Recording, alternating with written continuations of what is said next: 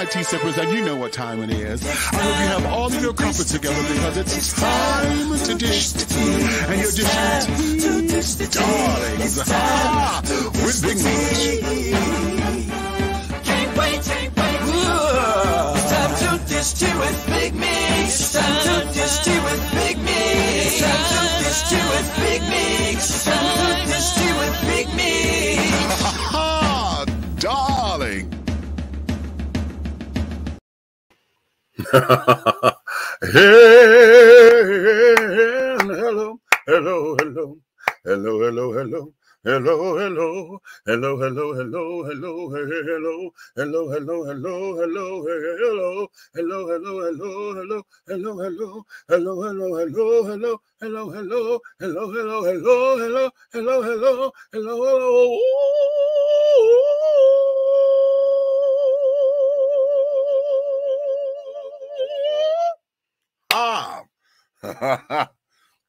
What's going on?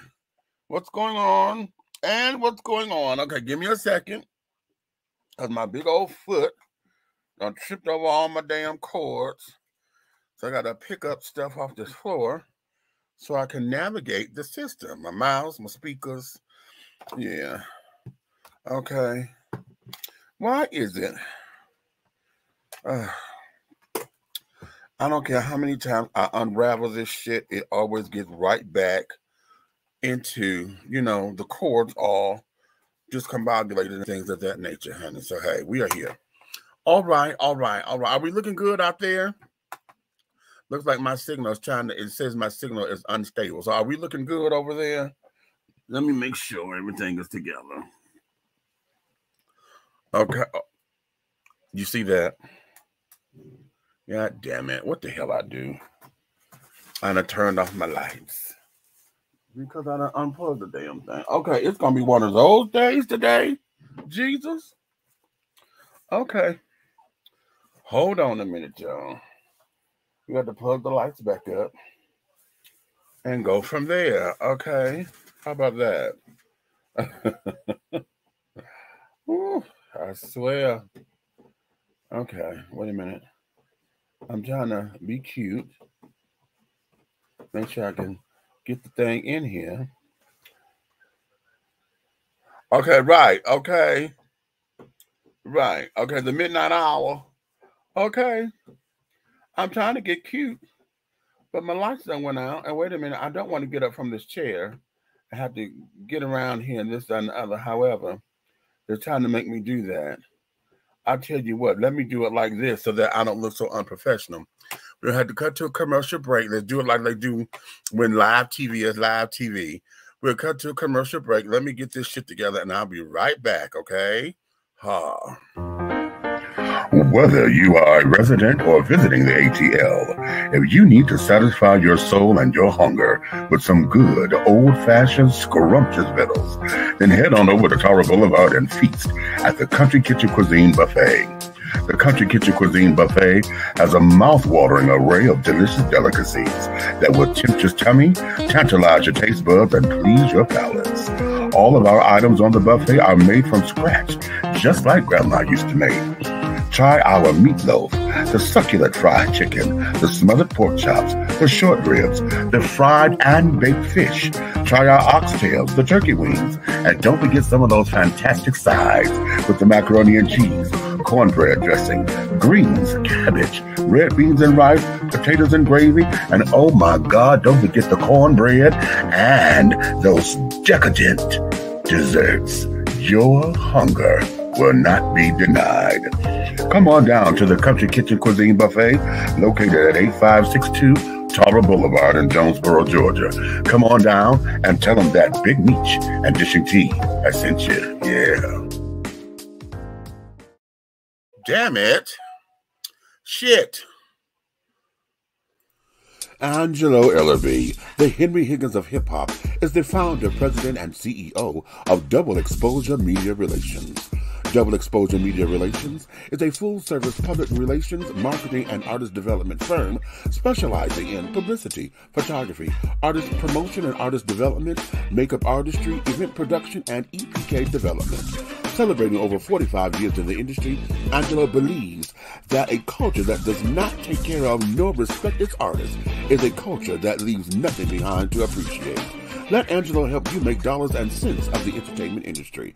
Contact Double Exposure Media Relations at 201-224-6570. That's 201-224-6570.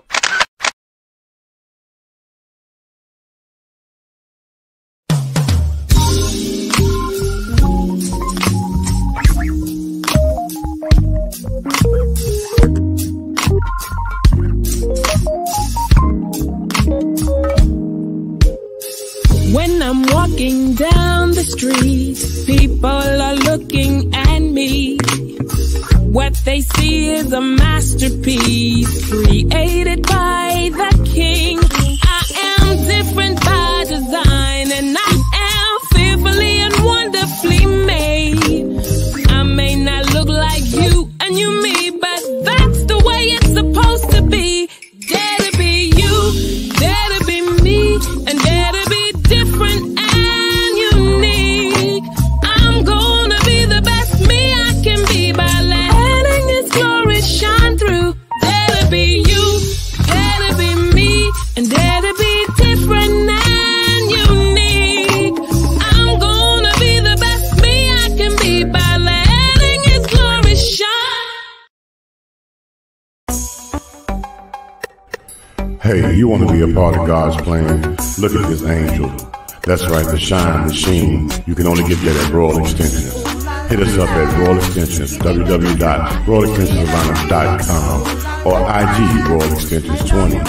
If you want to have the same thing as God's plan, you get it right here at Royal Extensions.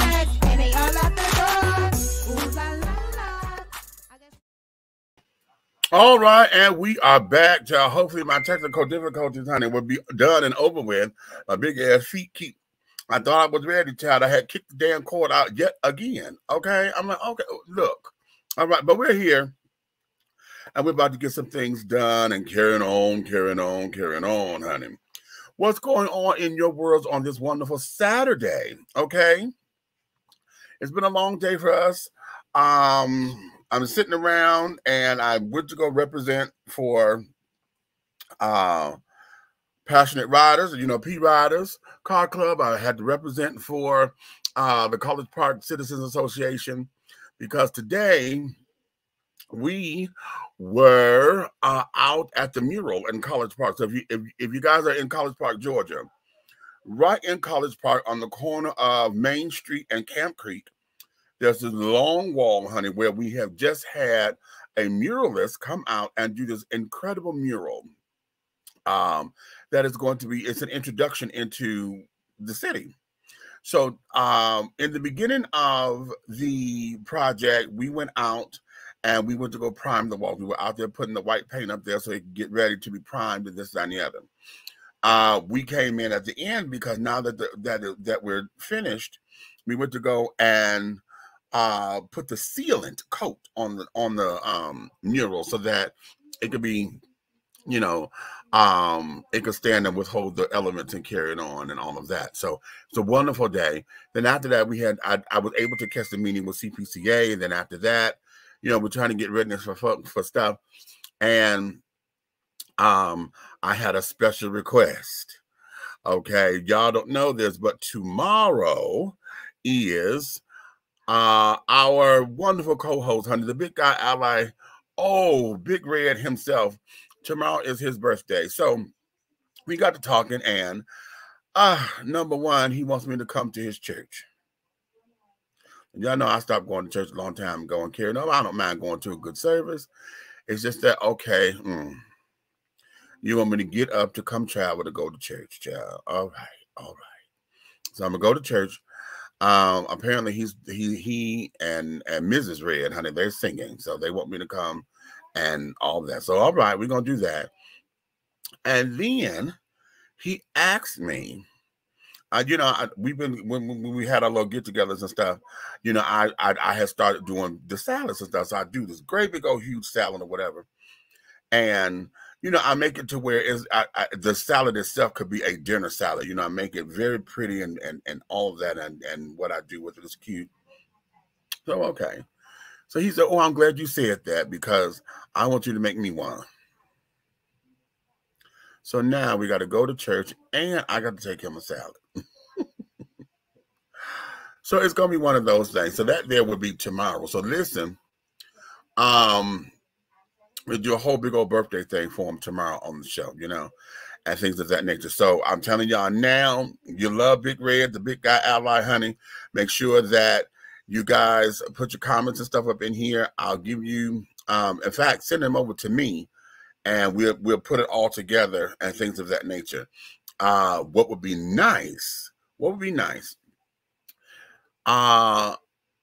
Yeah, do this. I'm going to get the telephone number. What I want you guys to do is I want you to call the Dishing Tea line and leave a birthday message for him. You know, you leave a birthday message for Big Red on the Dishing Tea line. And then what we'll do is I'll compile them all together and then I'll play them, okay? So I'm going to put that link up in here. I'm going to put the phone number to the Dishing Tea line. You guys call the Dishing Tea line, leave a recorded birthday message for him, and then I'll compile them all together, and that'll be kind of cute, okay? Oh, that'll be so cute. That'll be so cute. So, yeah, do that, and then we're going to call that a day. Yes. Okay, I'm waiting on my co-host to come up in here. And things of that nature. But in the meantime and in between time, honey, you know, we still gonna keep things moving right along. I do want to go into a couple of things today that I think are going to be important. And one of the things I do want to do, honey, we're gonna y'all know I got the Let's Talk cards, right? This is the self-love deck. We got the relationship debates deck. Okay, we have this is the After Dark Edition deck. Okay, which y'all like playing from that deck. And then we have Date Night deck. Okay. So I'm gonna pick some questions out this evening that I want to share with you guys, and I want us to get into some real discussion because the nature of these cards, honey, is to generate discussion and carrying on. And if you learn how to communicate with someone, you can remove those awkward date nights. You know, when you meet somebody and really don't know what to talk about or whatever, this here can help break the ice. And I love some of these questions because if you're out and about with your friends and things of that nature, y'all trying to have a couples event or a singles event, you know, remember those speed dating classes or whatever, these particular questions, honey, they are designed and they're really geared towards you getting to know someone, how they think, and this, that, and the other. You know, it's really, really, really, really cute. Okay, really cute. I think the self-love deck I'm gonna go from today, and I'm gonna do something from the Date Night edition. Okay, and we'll go from there. All right. So I'm gonna pick a few questions from there a little bit later, but right now, I'm gonna start this thing off because I'm really, you know, something came across my desk today as I was looking for another story. This came across my desk and it pissed me off. Okay. It pissed me off because we're going to put all this up under, you know, the police. Okay. And here we are dealing with rogue police officers and carrying on. And the question becomes, why? Okay, what are we going to do? When are we going to actually see the day where this is a non-issue? Huh? Are we going to get there? Are we going to actually get to a point where we could throw our hands up and be like, you know what, we can absolutely be at peace or something or another? Huh? What do you do? What is there to do? How do we do it? How, you know, I get tired. I just get tired of answering these old questions. I get tired of in the news it's always something. It's always fucking something, right? And I just can't. I just can't, you know. So I'm gonna start here with this particular story because this just happened at the tail end of September. This is dated from CNN on September 30th, 2021.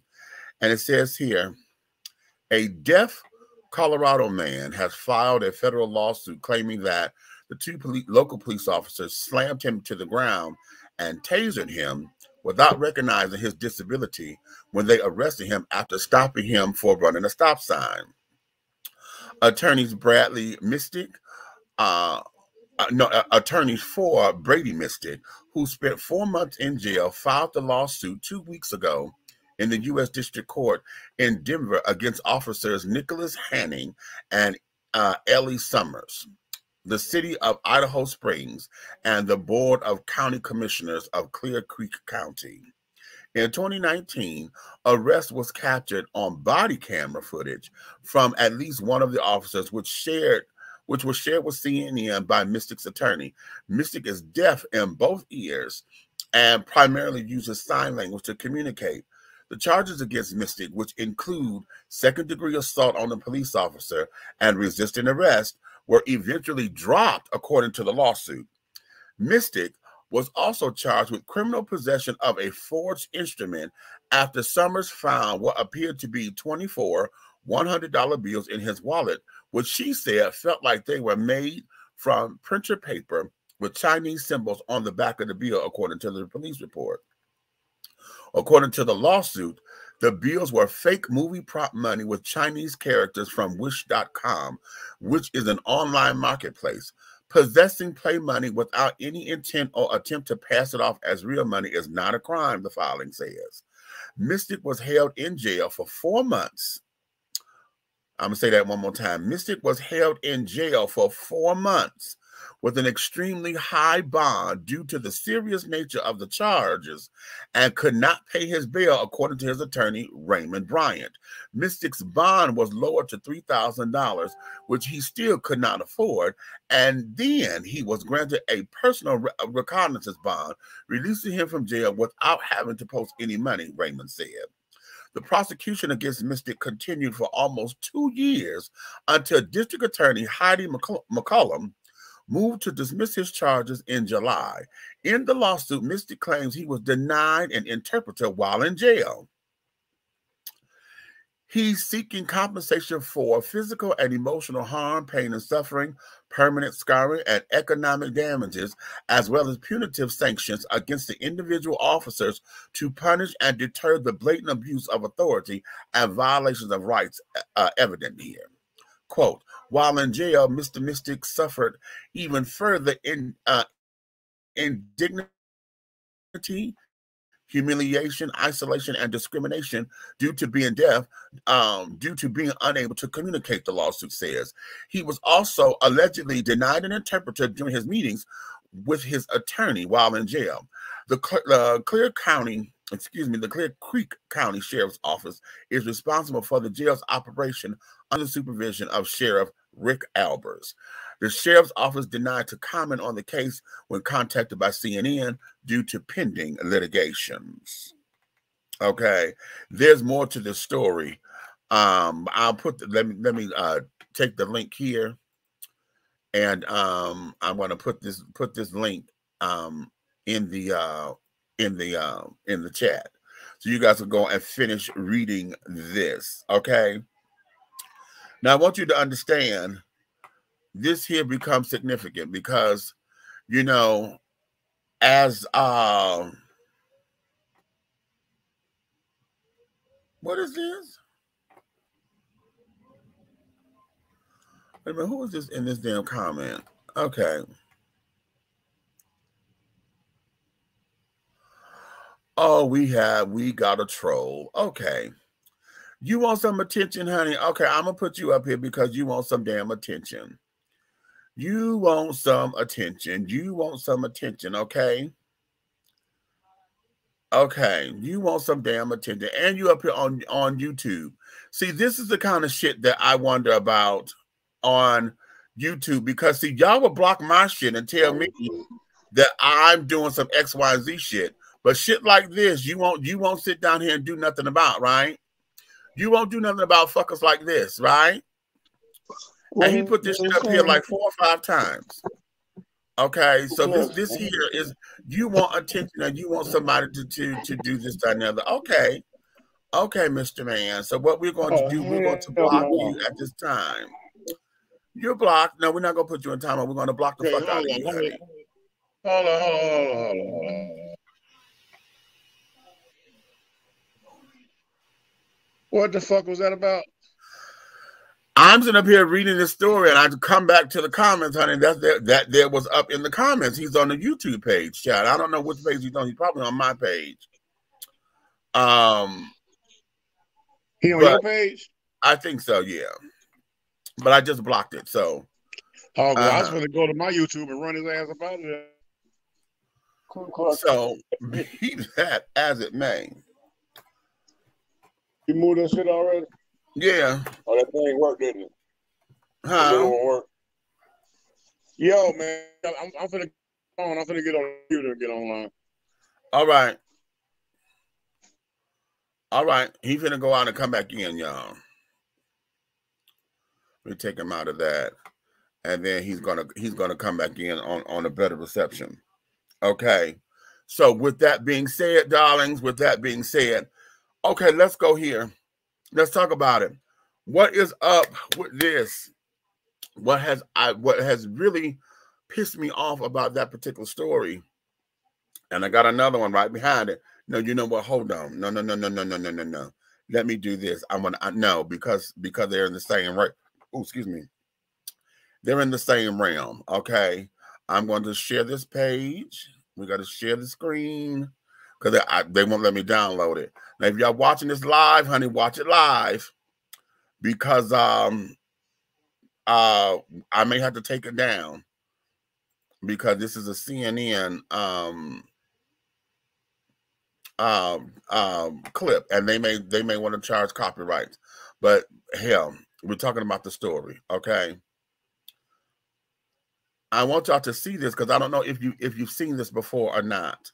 But take a look at this. In Ohio, a black paraplegic man has filed a complaint with the NAACP against the Dayton Police Department over an encounter captured on an officer's body camera. The video shows police pulling 39-year-old Clifford Owensby by his hair and arms after they say he refused their help getting out of the car. CNN's Laura Jarrett joins us now. Laura, walk us. John, it's another disturbing traffic stop. This one started late last month in Ohio, as you mentioned, after police claimed they saw Clifford Owensby leave what they suspected was a house for drug dealing. Now, the officers stopped his car, and authorities have now released roughly 12 minutes of body cam footage that captures this encounter. The audio makes it difficult to hear at times, so take a look at this.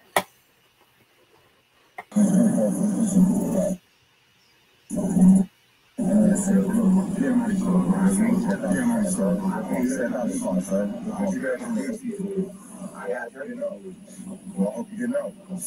I'm up to getting up, get out. I'm up to getting up, get out. I don't think that's what I'm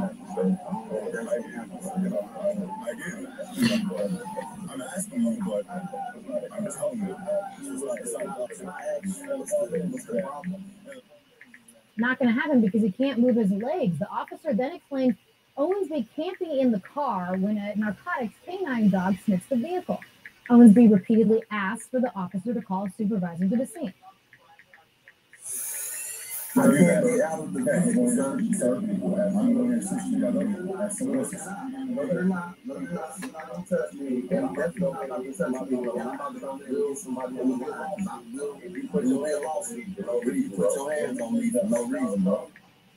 are already getting tense, and then they escalate.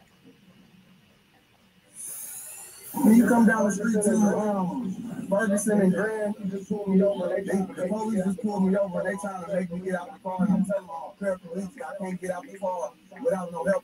These motherfuckers trying to. They also just come down the street, bring some people with cameras. You're getting out of the car. That's not an option. You're getting out of the car, so you can cooperate and get out of the car. Or drag you out of the car. You see your two options here. All right, and then, as you see here, the officers pull Owensby out of the car.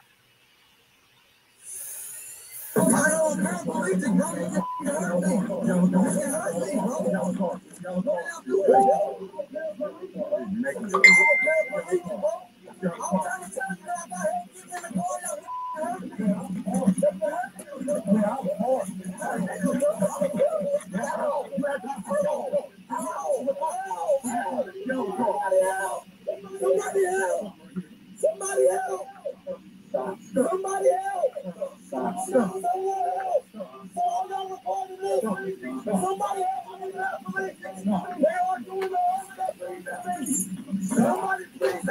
help! Worth noting here is you hear him screaming as all this is happening. A 3-year-old child was actually in the car at the time. A police report shows Owensby was charged with obstructing official business and resisting arrest, both misdemeanors for what you just saw. The department said the police retrieved a bag with about $22,000 of cash from the car. Owensby says that's his savings, and he points out there were no drugs found in the car, and he wasn't charged with any drug-related offenses. The department, for its part, says the Bureau of its Professional Standards is now investigating this. Meanwhile, Owensby is accusing this department of profiling, unlawful arrest, illegal search and seizure, and failure to read in his rights before taking him to jail. CNN has reached out to James Willis, his attorney, for comment on a lot of questions on this one. That's very difficult to watch and raises a lot of questions. Lord Chair, thank you very much. Okay, and we are back. So now, here we have two separate instances. The deaf man in Colorado, Secretary Pete Buttigieg and is finding wait a minute, hold on. It is to I always forget that when I share this damn page, I got to stop the next video.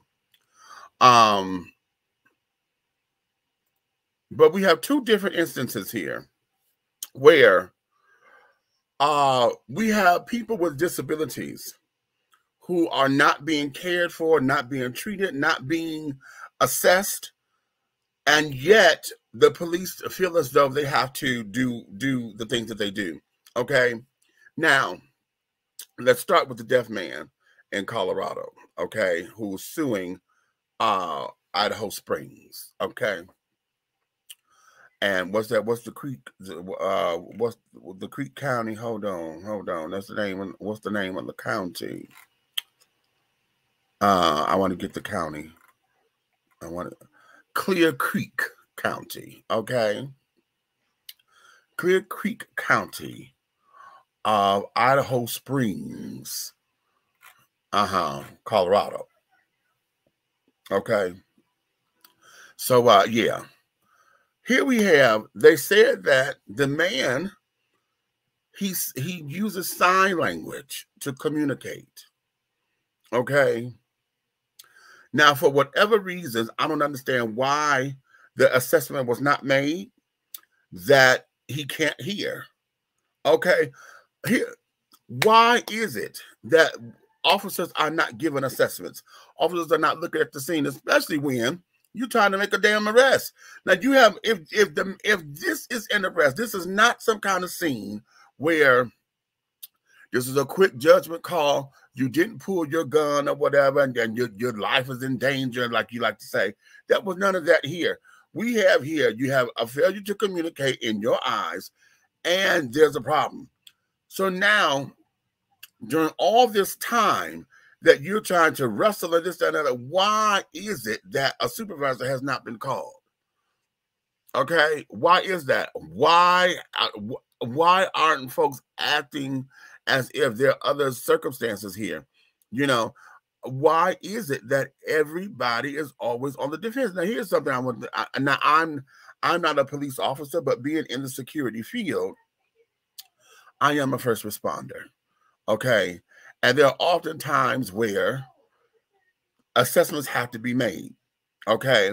Now, sometimes very quickly, other times you have time to sit back and to see what's going on.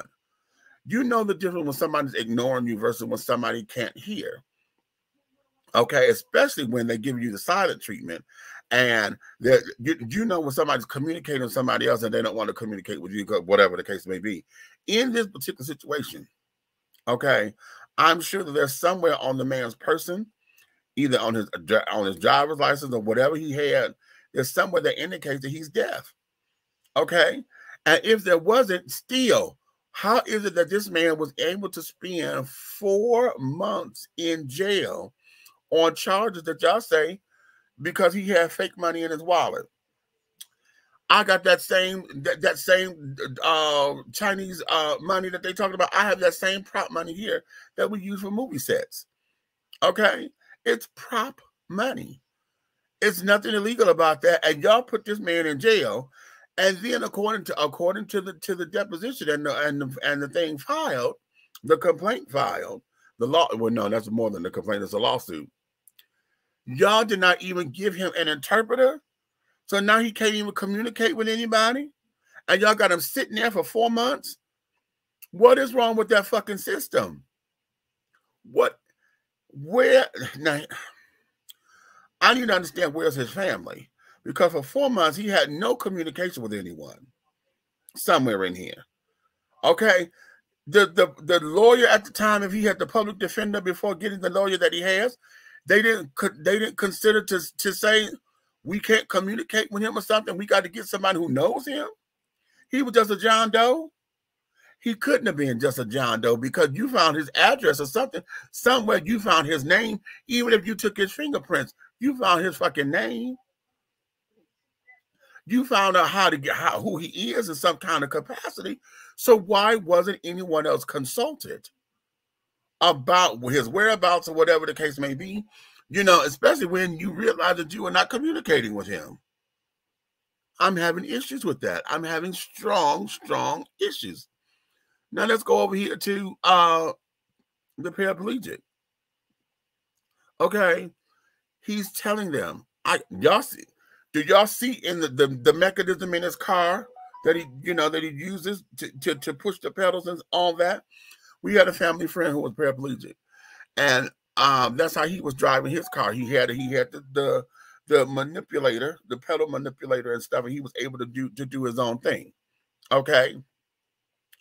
So with that, y'all saw that up under the steering column because that was that bar. He's telling you I'm paraplegic. Okay, I cannot move my legs. Okay, what was so damaging that y'all had to get him out of the car when he refused to say I'm disabled? Or when he said I'm paraplegic, I'm saying the word disabled. When he said that, and he said to call for a supervisor, why didn't y'all call then? Why didn't they sit down and call somebody then to take better control of the situation outside of going through all the changes that they had to go through to get that? And then on top of, why are you pulling this man out by his motherfucking hair? Why? You talking about you gonna help me get out the car, but now he can't move. His posture got stiff because now you're coming up in here to assault him, or now you feel to pull him out this car, and you pull him by his hair. You pull him by his hair.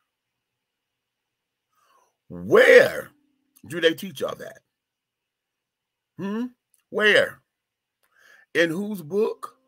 In what strategic training manual do they use these particular tactics as a routine? Here? Why? And then on top of it, see, this bothers me on so many different levels because we get tired of having to say the same shit over and over and over again. But where are the good cops? How come didn't nobody say anything? It's a couple of them out there, okay? There was 2 officers out there. Okay, you see the other car, there was another car that had pulled up and carried on. Why is it that nobody sat up there and said, we're not going to, y'all had to run his plate. Y'all knew he wasn't lying when he said paraplegic, because most folks who are paraplegic, they got specialized plates because they have to control the car differently. So why is it that this becomes problematic? And where is the outrage? See, this is the kind of stuff here. I'm going to say this, and I'm going to say this publicly, and this may be an unpopular opinion. It's going to be an unpopular opinion because I don't advocate for it. I don't advocate it. However, I understood it, and I think it got their fucking attention. During all the riots and carrying on over George Floyd and this, that, and other, and they went and burned down that goddamn police department. They went to the source. It's an unpopular opinion, but goddamn it worked. because it got their attention. Now, yes, it was a stress on the city's resources. It was a stress on everything. It put folks out of work and this, that, and the other. But damn it, at what point do we say, I'm sick of the law shitting on me and then telling me I'm supposed to act like it's fucking ice cream sprinkles and eat it? This bullshit here has got to stop. Okay?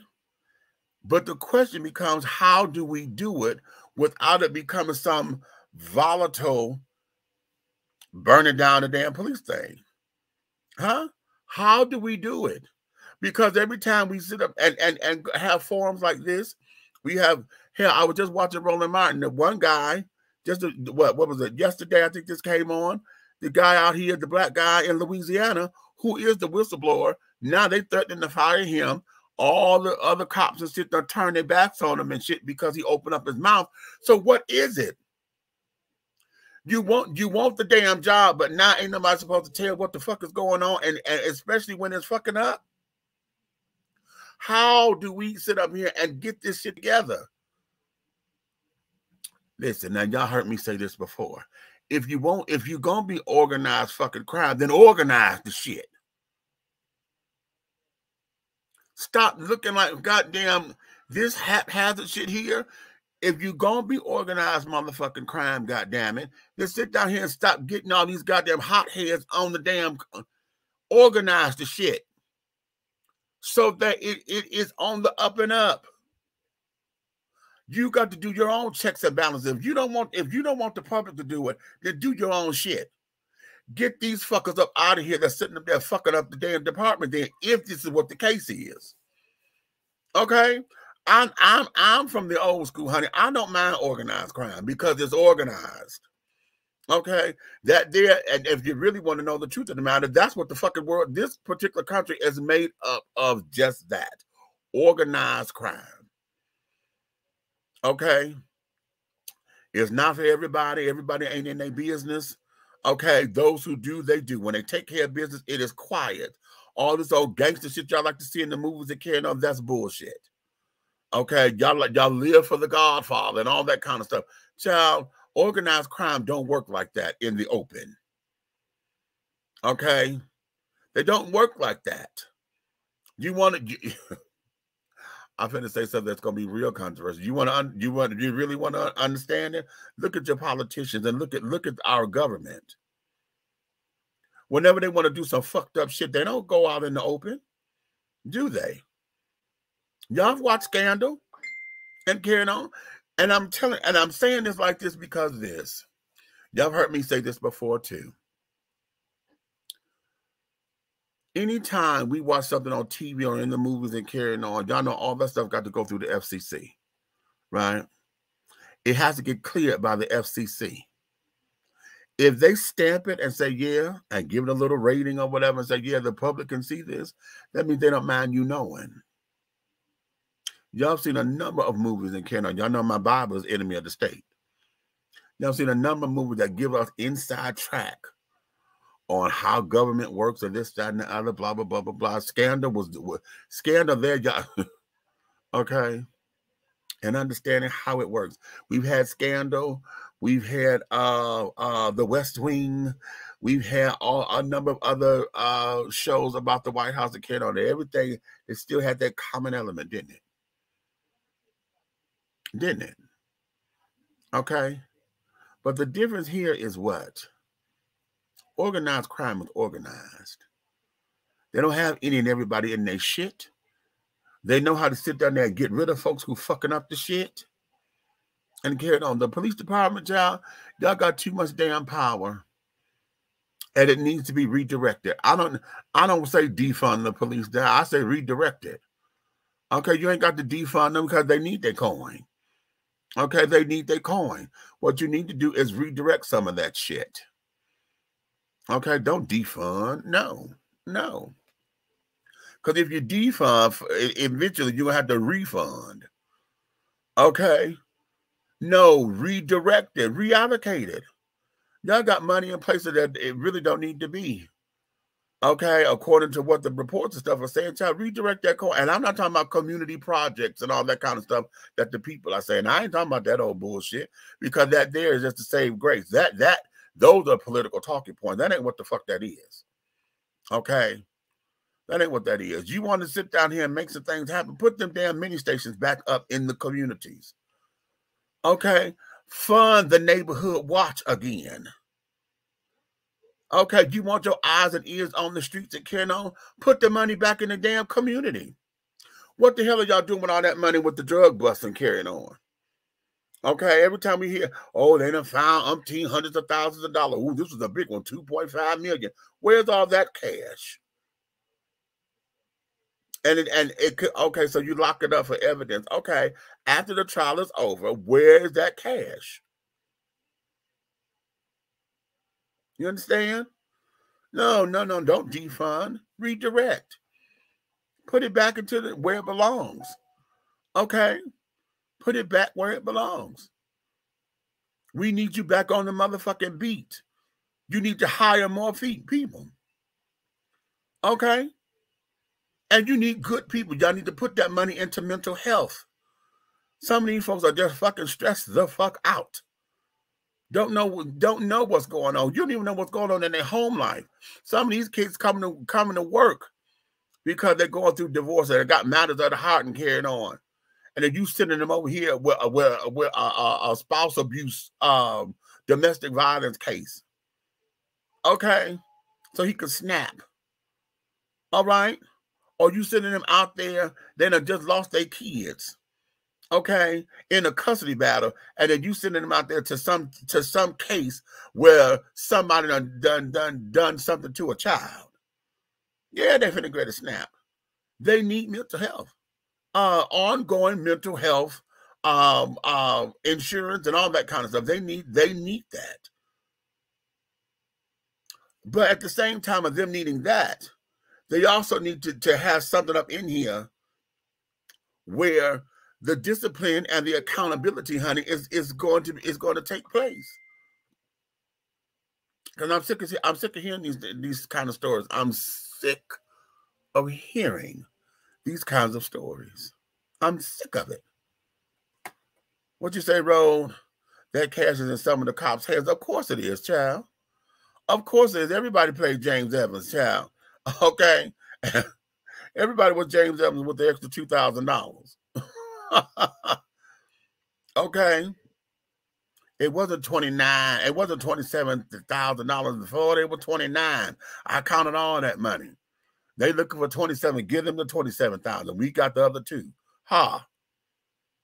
Okay. Thing of it was, honey, he should have kept his mouth closed. But of course, they did that for television. I'd have given that $25,000 a card at Grace, honey. After it was all said and done, my family would have been sitting kind of pretty. You understand? And $2,000 back in that day, you talking about that was 70, 75, 76, 77. That's a little bit of change. Okay? So, what are we going to do, children?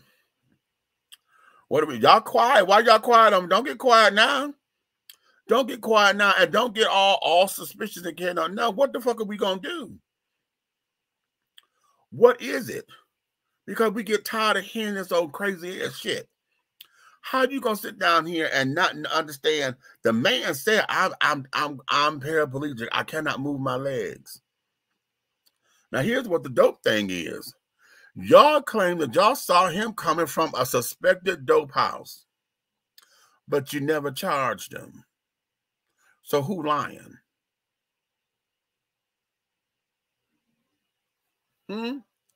Oh, he had this money in his possession. Okay, is it a crime to have a large sum of money? Well, you didn't find no drugs or nothing there. It's a crime. Okay, and did y'all hear in the report that they did that and he had a 3-year-old in the back of the car?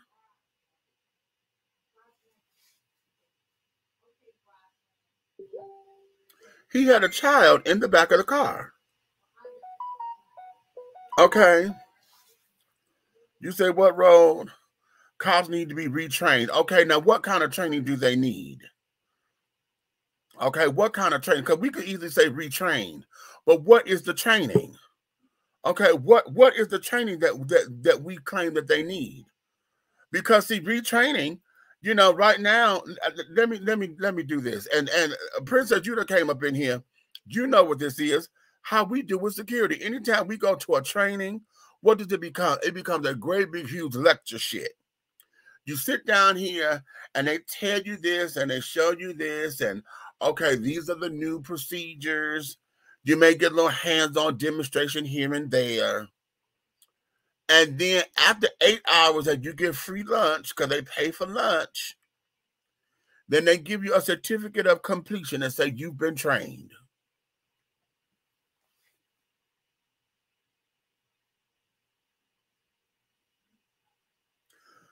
So let's get specific. What types of retraining? What is it that they need? Huh? What is it that officers need to be trained with? If for me, I say this, and I know who said, wait a minute, who said this? Was it Nikki? Somebody said this, and I'm co-signing, because we talked about police officers. It takes us 2 years to get degreed in criminal justice. You get an associate's degree in criminal justice. Okay. But everything else, everybody else have to go through years of training to understand this and to understand that. You know what I'm saying? We have to go through years. Okay. Police officers go through 6 weeks. 6 weeks worth of training. And then you out on the street. You out there on the street. Okay. No, nothing. Okay. In the training manual, they don't tell you about coming across mental health issues and carrying on. You ready? Yeah, you ready? Unmute yourself. Check it out. Go ahead. First and foremost, they need to be teaching the police officers how to be more proactive instead of reactive. How about that? First and foremost, too, they always stick them in the wrong neighborhoods. They take the white crackers and stick them in the black hoods, so they never used to. They know nothing about what's going on. They don't even speak the language. But if they police their own areas, we wouldn't have none of the problems that we have, because they're not gonna snatch a little kid out their window that they know their mama, their grandmamas, and their aunties. Right. You feel what I'm saying? They're not gonna hurt the little retarded boy down the street because they know where the kid came from in their own neighborhoods. Right. But that's like telling me and you, we in media production. You want to drop us off on the moon and tell us to police the aliens? We don't know shit about them green motherfuckers. Shadir? No. She's our check, so she better be on time. Okay. Wait a minute. Hold on. We need a citizens oversight group to investigate cases like this. I agree. The police need psychiatric evaluations before they hit the streets. Okay. But see, the problem is that they need psychiatric evaluations every 30 or 60 or 90 days. Right. That's ongoing. Yeah. Because sometimes the streets is what make them crazy. I can't be totally against the police, because if they put you in the wrong environment that you have never been used to, that you didn't grow up to, and you're not accustomed to that kind of bullshit. Exactly. Then what you expect? Some of them goddamn lose their mind out of fear and what they heard in their hoods. Right. You grew up in the suburbs saying that all you learned all your life in the suburbs is that we were savages. Right. And then you all grow up to be a police officer and you in the motherfucking projects. Right. Not understanding the cultural difference. Cultural differences again. I disagree with them calling them sensitivity trainings. There ain't no damn sensitivity shit. Bruh, let me tell you something. You know what back rack is? The game. Yeah. Okay. Okay.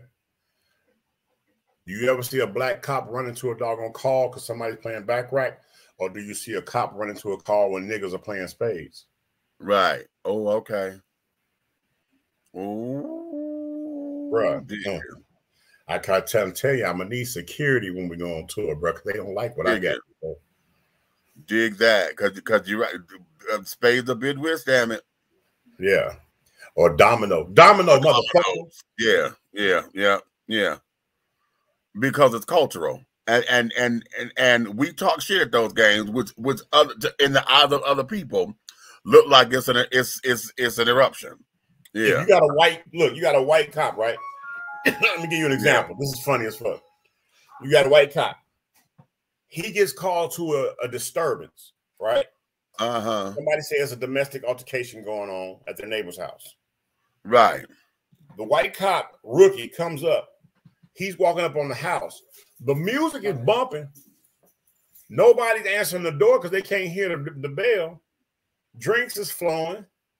They playing motherfucking spades. That's what the yelling and screaming and the hollering and the slamming is. Right. and they at the window peeking in because there ain't nobody answering the door because can't nobody hear the door. But then they see a motherfucker jump up from a card table and take his arm up in the air like this and slam his arm down like he crossed the table. And motherfucker, he said, "Yeah, bitch." It looked like he just swung on somebody. And now you kick the gun in with your gun draw. Right. Don't know cookout etiquette. Not the cookout etiquette. I'm just saying.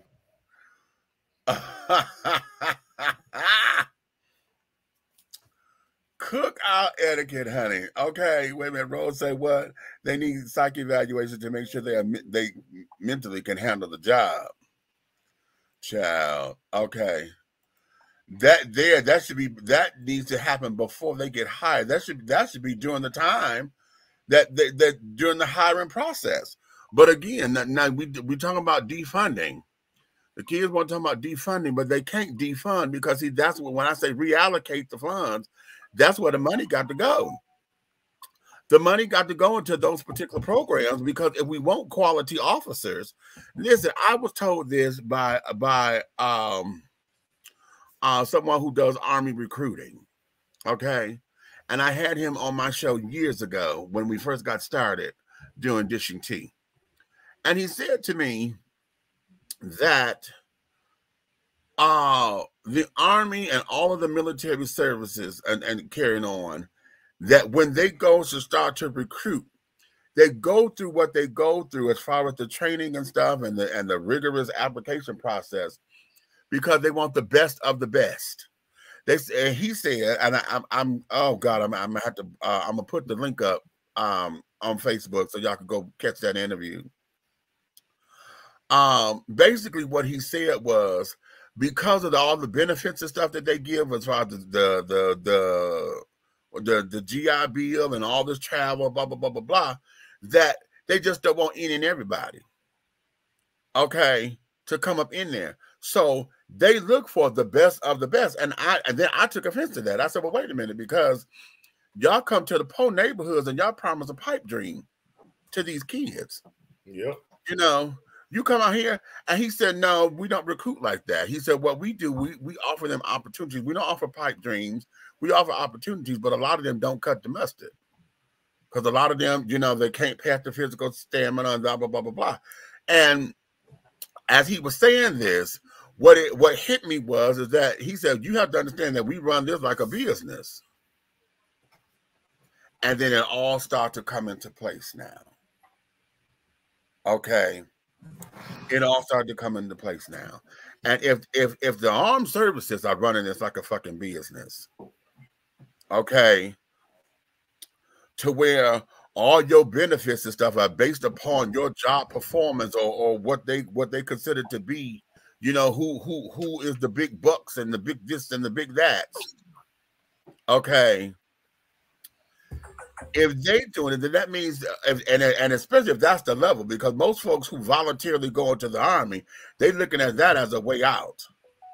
Okay, that's most of the time, folks who voluntarily go are looking at it from well, let me say from my experience, from those who I've known going, they're looking at that as a way out. This is a means to, you know, where I get in. It's kind of like how our grandparents used to say, oh, he got one of them good government jobs. You know, and it gives that same exactly what is a good job. That's a good question, and that's a good. If you have some honest and desirable economic training, they always start out teaching you that job stands for just over broke. Right. Right. You know what I'm saying? Right. I'm just trying to figure out what exactly do they call what is the American dream? You know what? That's a very good question, because what we have been told the American dream, I'm sure, has changed over time. It's changed drastically. Supposedly, the American dream is to be able to earn a decent living when you can purchase a house, have a car, raise a family. You got a nice, you know, what we deem to be middle America, of that suburban lifestyle. You know, that supposedly is the American dream. You know, but in the 50s, you can do everything you listed on one income. And on one income. So I need to ask you a question. Are you ready? Give it to me. What are the foundations and the bricks and the vinyl siding and the mirrors and the grass at these new homes? What have they done different to them that they did in the 50s? Okay. Why what they've done differently? What happened to my $20,000 a year? Make me have all that, and now I need $200,000. What happened? Because no one tell me about life. Same thing that happened with chicken. The same thing that happened with chicken wings and oxtails. The same motherfucking thing.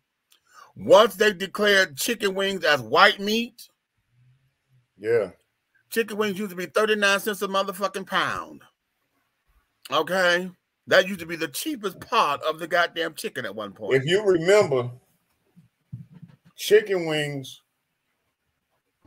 when you lived in the hood, grandma had bags of them in the bags. And when you hit the highway on a road trip, grandma fried that chicken up and put it in aluminum foil. That's right. And let me tell you something. You ain't had no real motherfucking fried chicken till you had grandma's fried chicken cold going down the interstate. You better understand. That was fried in some lard in that cast iron skillet. Nigga. So what I'm getting at is nothing has changed but the government and their greed. Basically. Because when America was all for one and one for all in the 50s, right, we didn't have the problems we have today. The only one problem we had was racism and atheists. You get what I'm saying? Child. Wait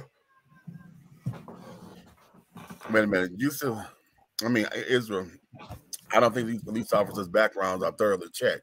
You know, you may have a point there, because I think some of that stuff, some of them are getting in, you know, through nepotism and carrying on. Some of them are getting in through the old buddy hookup. Okay. You know, need a job. Hey, Meech. I have said this before, and I'm going to say it again. The problem with that, what you just said out your mouth, is that police officers used to be, they had to run for their position, and they had to be voted in. They wasn't hired. You hire a fucking fry cook at McDonald's. You don't hire a motherfucker to police your goddamn area and motherfucker uphold the law. You feel me? There was a political movement to put police in position back in the day. Within the same what I was speaking of. In the 50s, you had to run. Right. The community made you. The same people who pay your salary with their taxes put you in position. Okay. But now you fill out a motherfucking application, go to an undisclosed space, Lawrenceville, Georgia, and run around the motherfucking goddamn circle. Okay. Not an undisclosed location. Right. And run around the goddamn circle and shoot at a couple of targets, and they stick your ass out in the project that you never seen in your whole life. Okay. Ain't that some American shit? All day. All day, every day. As a matter of fact, I'm finna go ahead because the VA is giving me so many motherfucking problems. I'm finna air out some shit now. I'm gonna go ahead and tell you some shit. I was in basic training in the military. Uh-huh. Let me show you how this shit really works. You gotta qualify for everything in basic training in order to go through. Right. Do you know that it was 2 days, 2 different days, 2 different task and qualifications that my company commander made me put on another person's uniform shirt and go back through the line twice so his whole crew will pass, because the person I was damn doing it for was a major fuck up and couldn't pass nothing? Are you serious? So what does that tell you about if we get into a serious situation in war and he don't know how to motherfucking goddamn do what he need to do? Friendly fire. You just done pushed him out there with us. He dumbfounded as hell, and that's the issue. So, again, what does that say about the person who trained you? I literally, look, we went to the shooting range. You got to shoot 30 for 30, right? When you go to the range. When it was my turn, you step up, you don on your safety gear, you gonna pick up the weapon, you load the weapon, you lay the weapon down, you put everything, you say clear on boom. When you say clear, you're able to pick up the weapon, and you're gonna say, you know what I'm saying, ready for fire and ready for fire. When he say shoot, you got to target 50 yards out. You can light that man up all you want to, as long as you hit him. Okay. So, and that's what I did. I lit his ass up, 30 rounds. Okay. Okay. And I was real smart. I gave 10 in the head, 10 in the chest, and 10 in the gut. Okay. And then I walked off.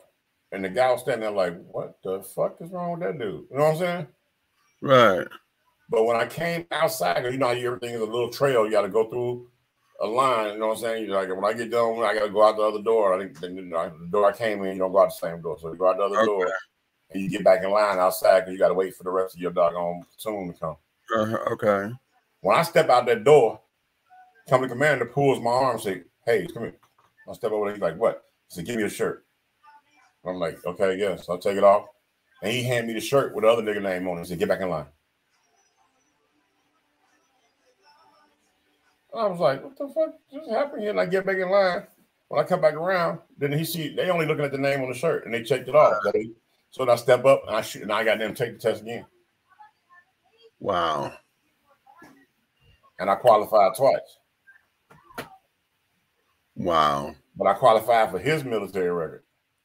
Right. So really he did that to cover his ass, showing that his whole squad was solid and everybody went through. Then when we did the swimming 2 weeks later, it was 2 weeks later when we did the swim test, did it again.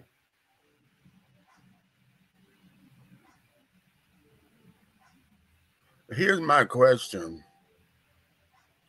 Even though they're just looking at names, okay, that first go around, okay, but now this here, they don't give a shit. They always look at the shirt. They look at the name on that shirt. As long as that name on that shirt matches on their paper, they check it off. Wow. So what I say earlier, y'all, honey, when I say organized crime, what I say, if that's what the fuck you gonna be, then okay, fine. I have no qualms about it. Just be fucking organized. Right. If you sloppy and let any and everybody get into this shit, you have what we have now. A soup sandwich. Okay. Right. Right. Okay. I listen, I have no qualms about it, honey. Okay. Because then you send people to war. You have 100% that you send to the war. 25% of that 100 is inadequate because they didn't learn a damn thing because you pushed them through. Right. And then something happens, and then when they go home, they gotta fight you for benefits. Right. They gotta fight you. Yeah, they gotta fight you like you don't have record that they was there. Bitch, you sent me there. You know what happened. Okay, and if I get to sponsor some information, honey, now listen, I don't get this information from not being there. Right. Okay, the fuck are you talking about? Marquise. So I'm just it just becomes tiring. And sometimes, you know, a day like today, after talking about these two particular stories, you know, now we're dealing with the disabled children, okay? And when you look at the story with the deaf man in Colorado, that's a white guy. That's a white man, okay? Who they just you threw him in jail for 4 months because y'all refused to want to communicate with him. And because he couldn't hear, you thought he was a resisting arrest and all this other shit. So y'all whooped his ass, threw him in jail, pumped him up with all these damn ridiculous charges because he got play money in his wallet. Really? That don't make sense. It doesn't make sense. And then you can't give me back my time. You can't give me back that dignity that you stole from me like that. It just now be chalked up to a fucking experience. Oh, and I got to bite the bullet, and now I got to sit up here and navigate the rest of my life over some bullshit. And the only thing you're going to get out of, you know, at the very least is, oh, I'm sorry. The fuck is a sorry on this bullshit? How do you explain grabbing somebody who tells you they're paraplegic, I cannot move my legs? You gonna snatch him out the car and then you pull him by his motherfucking hair. And that's the stupid ass shit. And the motherfucking cop is standing there like his motherfucker, like he Bambi and his name is Stevie Wonder talking about I had no idea. What the fuck is really wrong with these motherfuckers, bro? I'm baffled, but and with the paraplegic, you can't tell me that. Because when you ran his plate, the plate is going to be a different, it's a handicap plate. Yeah. I'm having issues. I just have issue with this shit, and it throws me. And when we get into these particular conversations about everything, okay, then it becomes a point to where, okay, what the fuck are we gonna do? You know, what the fuck are we going to do about all of this? Okay, what are we gonna do? Kill white people, yeah. You know, and like I said, I know my opinion is very unpopular. You know what? Unpopular. But when they sat down there and burned down that goddamn police station over George Floyd and carrying on and set them cars on fire and carrying on, I don't condone it, but goddamn it, I wasn't mad at them either. Man, let me tell you something. Ignorance beget ignorance, and if you want respect, you'll put respect out. The energy is in the air, bro. They expect people to have some type of positive energy towards them after doing nothing but being negative. Right. How do you expect me to doggone, you know, and I'm gonna tell you, I saw something and I thought it was entertaining to me because we grew up at a time where Officer Friendly came to your school and you was happy to meet him. I saw a video on social media, no doubt. It was a young boy, a little boy. He probably was maybe 6 years old, max, right? Maybe 5, 6. Right. That's when you was fascinated with the firemen and the police at that age. Right, right. They were in the store, and matter of fact, was it? You know what? My bad. Publix. It was. I was in Publix. I was on social media. No, I was also looking on social media. And I stopped. I was waiting in line at the deli department. There was a lady standing in front of me with the little 5-year-old boy, black boy. And right in front of me was a sheriff, Henry County. The little boy had turned around, and I spoke to the little boy. I was like, I said, what's up, little dude? And he was like, right. Mm-hmm. And the sheriff was like, hey, what's up, kid? What's up, kid? When the sheriff was doing the whole little, hey, what's up, baby boy? Like, right? White sheriff. You know what that little boy did? He clenched his mama leg and slid around the other side of her and was holding her and looking at that motherfucker like he was the devil. I looked at that shit. I said, they ought to be ashamed of their motherfucking self. Mm-hmm. The innocent child recognized your fuck shit. Listen, y'all dealing with that in your house. Yeah. You're dealing with that. That's what the problem is. Okay, you're dealing with that. Yeah. You know, trying to put how. Okay, wait a minute. I don't want to get emotional, bitch. Y'all know I'm a crybaby. How do we fix it? How do we fix it? You know, what is it that we need to do? How, when you destroy, I felt Tyler Perry on this when he said his son was 5 years old and he was trying not to have this conversation so soon because the innocence of the child gets lost. And it was on the panel that Oprah did with all these black men and black fathers and carrying on. And the dude who got he was arrested at his house. He was putting he had a I think he had a moving truck or something at his house, and he was putting some stuff in the truck from his house, and the police officer came and, you know, was trying to ask him questions and carrying on, and then all of a sudden he ended up going to jail. And the dude was like, wait a minute, I'm at home. What are you talking about? And they have it in front of his son. And so then he had to sit down and he and his wife recorded the conversation that they had with the babies, with the two kids. And Tyler he got emotional. He said, did you see that? He said right there, he said, that's the conversation I'm afraid to have with my son, because the baby was trying to put in his mind how cops are bad. Some cops are bad. And when the dad said that, you saw that in his face. Him trying, because he heard it, and almost like he just looked like, what? And you just saw all of that innocence just slowly drain from him. You know, and the question becomes where, how, what? You know, how do we do all this? And how, what is the fix? Because it's not so much as what is the fix? Mitch, it's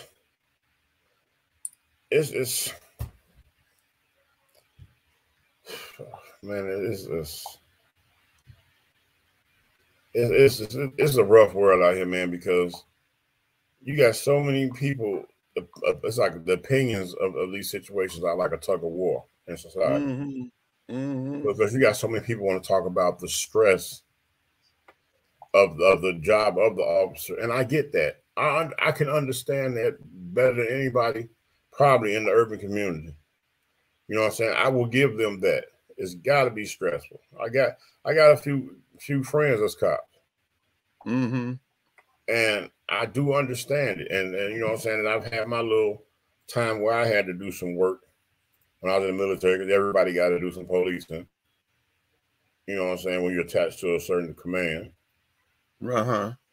And I've been in situations where you have an asshole working with you, but you're not an asshole. Right. And it's hard. It's real hard to deal with. You know what I'm saying? If I go somewhere, right, and I got Fife with me, right? I got this white boy with me. Not Bonnie Fife. and we get to a situation, and let's say the situation, and I remember this, right? Mm-hmm.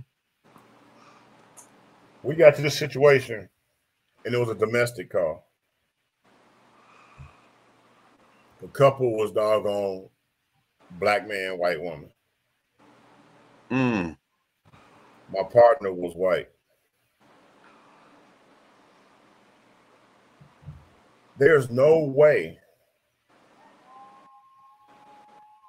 we should have been there with two separate opinions and two separate energies. Right. Because all he could think, when I walk up and I say, hey, y'all tone it down. You know what I'm saying? Let's talk about it. You know what I'm saying? I'm like, brother, come over, let me holler at you and everything. And he was like, well, man, everything. And as soon as he said, well, man, everything. Now, he wasn't yelling at me. He was just a big guy. You know what I'm saying? Right. He goes, you watch your fucking tone when he's talking to you. You heard it? He's elevating. I'm going. I'm like, now you all of a sudden you scared of the big black man, right? But he's going all into this, watch your fucking tone and this and that. And I'm looking at him like, if I'm not amped up, why are you? Right.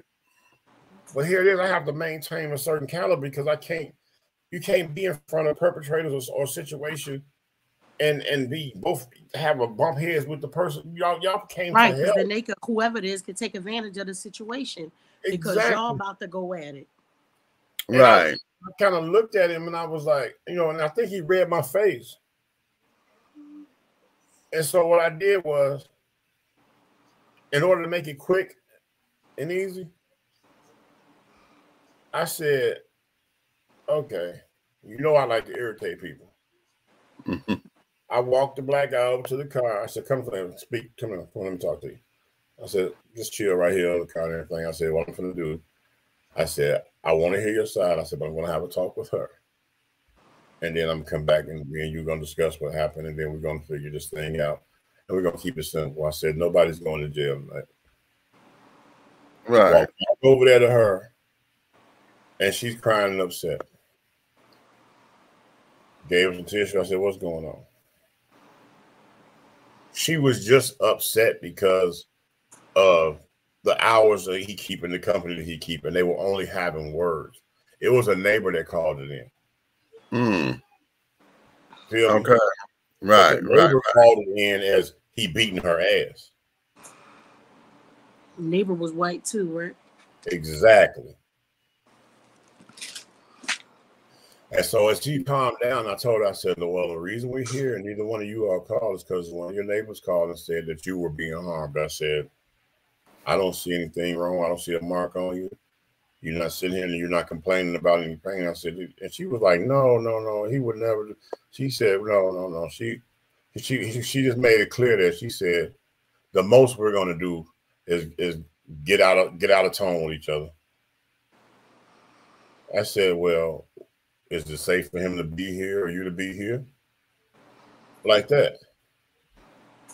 And she was like, yeah. She said, I'm not scared. She's like, no.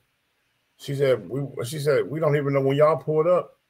That's what we both were saying. Like, you know, like, oh God, you know what I'm saying? Who called the police? That's what we both said. So I said, okay, fine. The whole time I'm talking to her, right? Right. Do you know he was over there antagonizing that man? Of course. I'm trying to talk to her and I keep listening and he over there saying, just, hey, whatever you do, just stop moving. Just keep your hands on. Don't. If I didn't cuff him or put him in the car, then why is you messing with him? Why are you bothering him when I said, man, if he wasn't a threat, if he was a threat, you would have already took care of it. I tell the man, chill right here on the car, man. He leaned right on the car. He was like, thank you. Like I was saying, how do you have the conversation with your children and tell them things like, oh, if you're in danger, go to the police, when all they get to see is every time if you look like us. That you can't have, like when we have to explain to like our white counterparts, the conversations that we have to have with our children are not the same as what you have to have with your children. When your children leave the house, you can give them a kiss on the forehead and say, hey, have a good day. Call me if you need me. We got to give a whole goddamn lecture. Hey, if you get pulled over, if you see any red lights, this is what you do. And blah, blah, blah. You don't have to have that conversation with your children. But could you imagine, Nikki, the conversation once we left there You know what I'm saying? Everything is 211. We go, okay, we out here. Okay, we get in there. Could you imagine the conversation? Because you know I couldn't wait to get in that car. I was getting ready to say, I need to know what happened when y'all two got in the car. When we got in the car riding and everything, I was like, I started out subtle because inside me, my mind was going, you stupid motherfucker, what was you doing out there? You know what I'm saying? Right. So, but I kept it subtle. I said, are you okay today, man? I said, something wrong at home? Everything's all right with you? And he was like, yeah. Why you say that? Why you say? I said, because a third party called us to a situation, and we got to a situation, and I can't go to a situation assuming what they said was true. That's the whole thing about that job. That job means you have to be told. But I told him, I said, I feel real silly right now. And he was like, why is that? I said, because your whole fucking job is military police. You are a master at arms. You're an MAA. That's what you signed up for the military for. I'm doing my 6 months because it got to be on your record that you did 6 months policing. That you did. This is not my job. I went to a 2-week course. You went to the whole motherfucking 8-week class in motherfucking academy. Wow. And I went to a 2-week course, and I knew how to handle that better than you, and I have a problem with that. I said, but you know what? It's okay. Don't worry about it. He was like, well, what are you saying? I said, it's not what I'm saying. It's what was you doing? Right. So because then this is how you react to every situation that's going to be like this. And I'm not going to deal with that. So you know what I did? What do you do to people when you're not the one in control of who your partner is? Okay. And by him being on the MAAs, the Master at Arms, he has to doggone take himself out of the situation.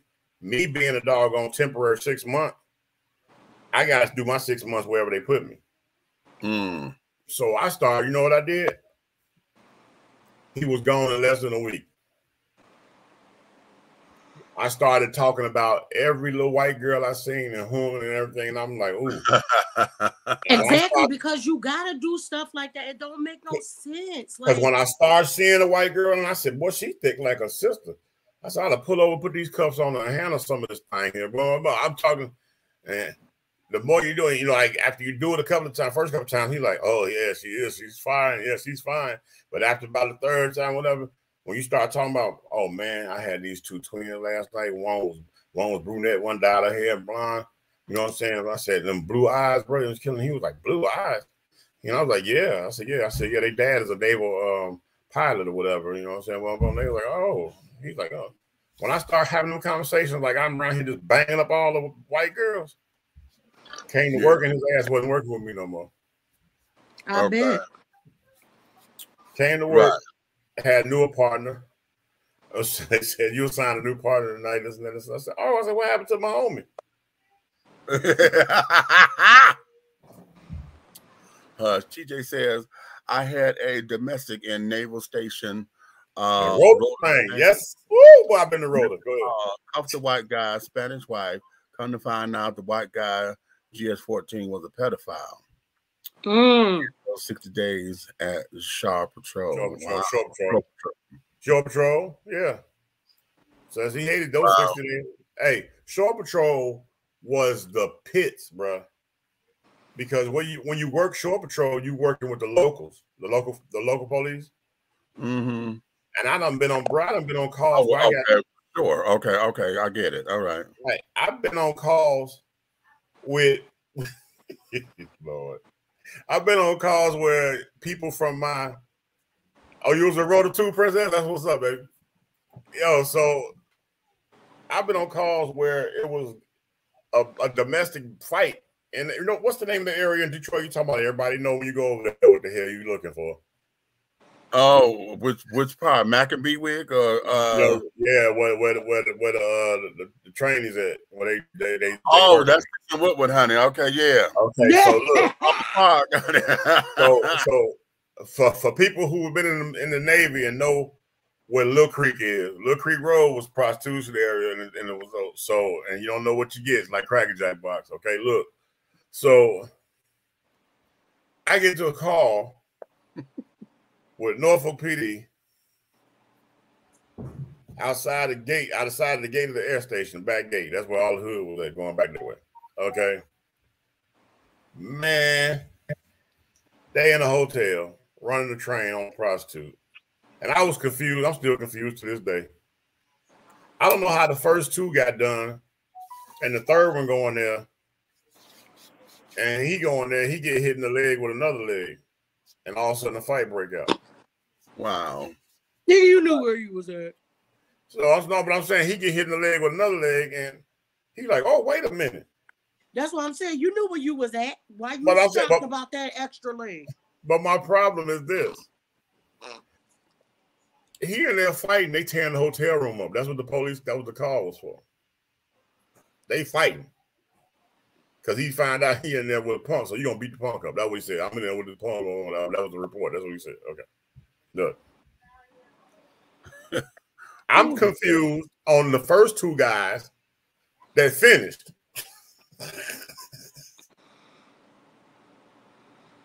Don't be confused. Ain't nothing to be confused and when I about. get there, but when I get there, they mad as hell. Talking about if I'd have known that, I'd have beat the hell out of them. I'm like, My intellectual thinking is saying that you knew it, but by the time you realized it, it didn't matter.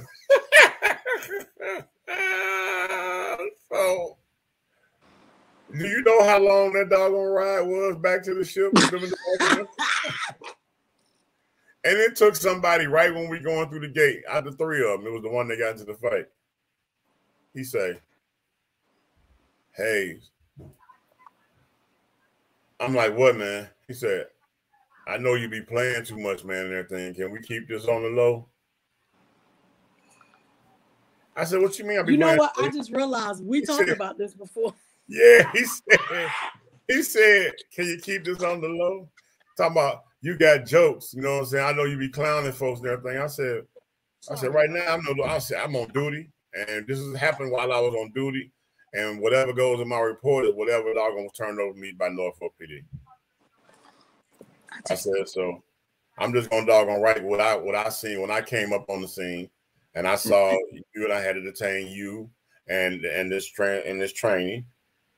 I had to, you know what I'm saying? I had to get my report. And as far as I'm concerned, he gave me a hell of a story. He told me that he had sex with all three of you, but yours, you didn't seem to understand what was going on.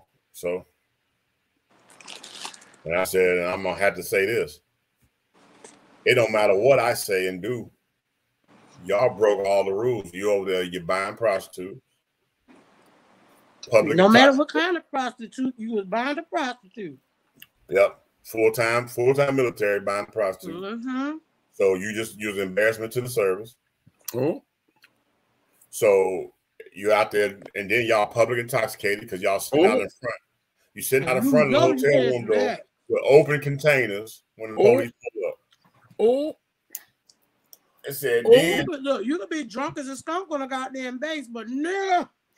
Destruction of private property because you tore up the hotel room fight. Oh, yeah.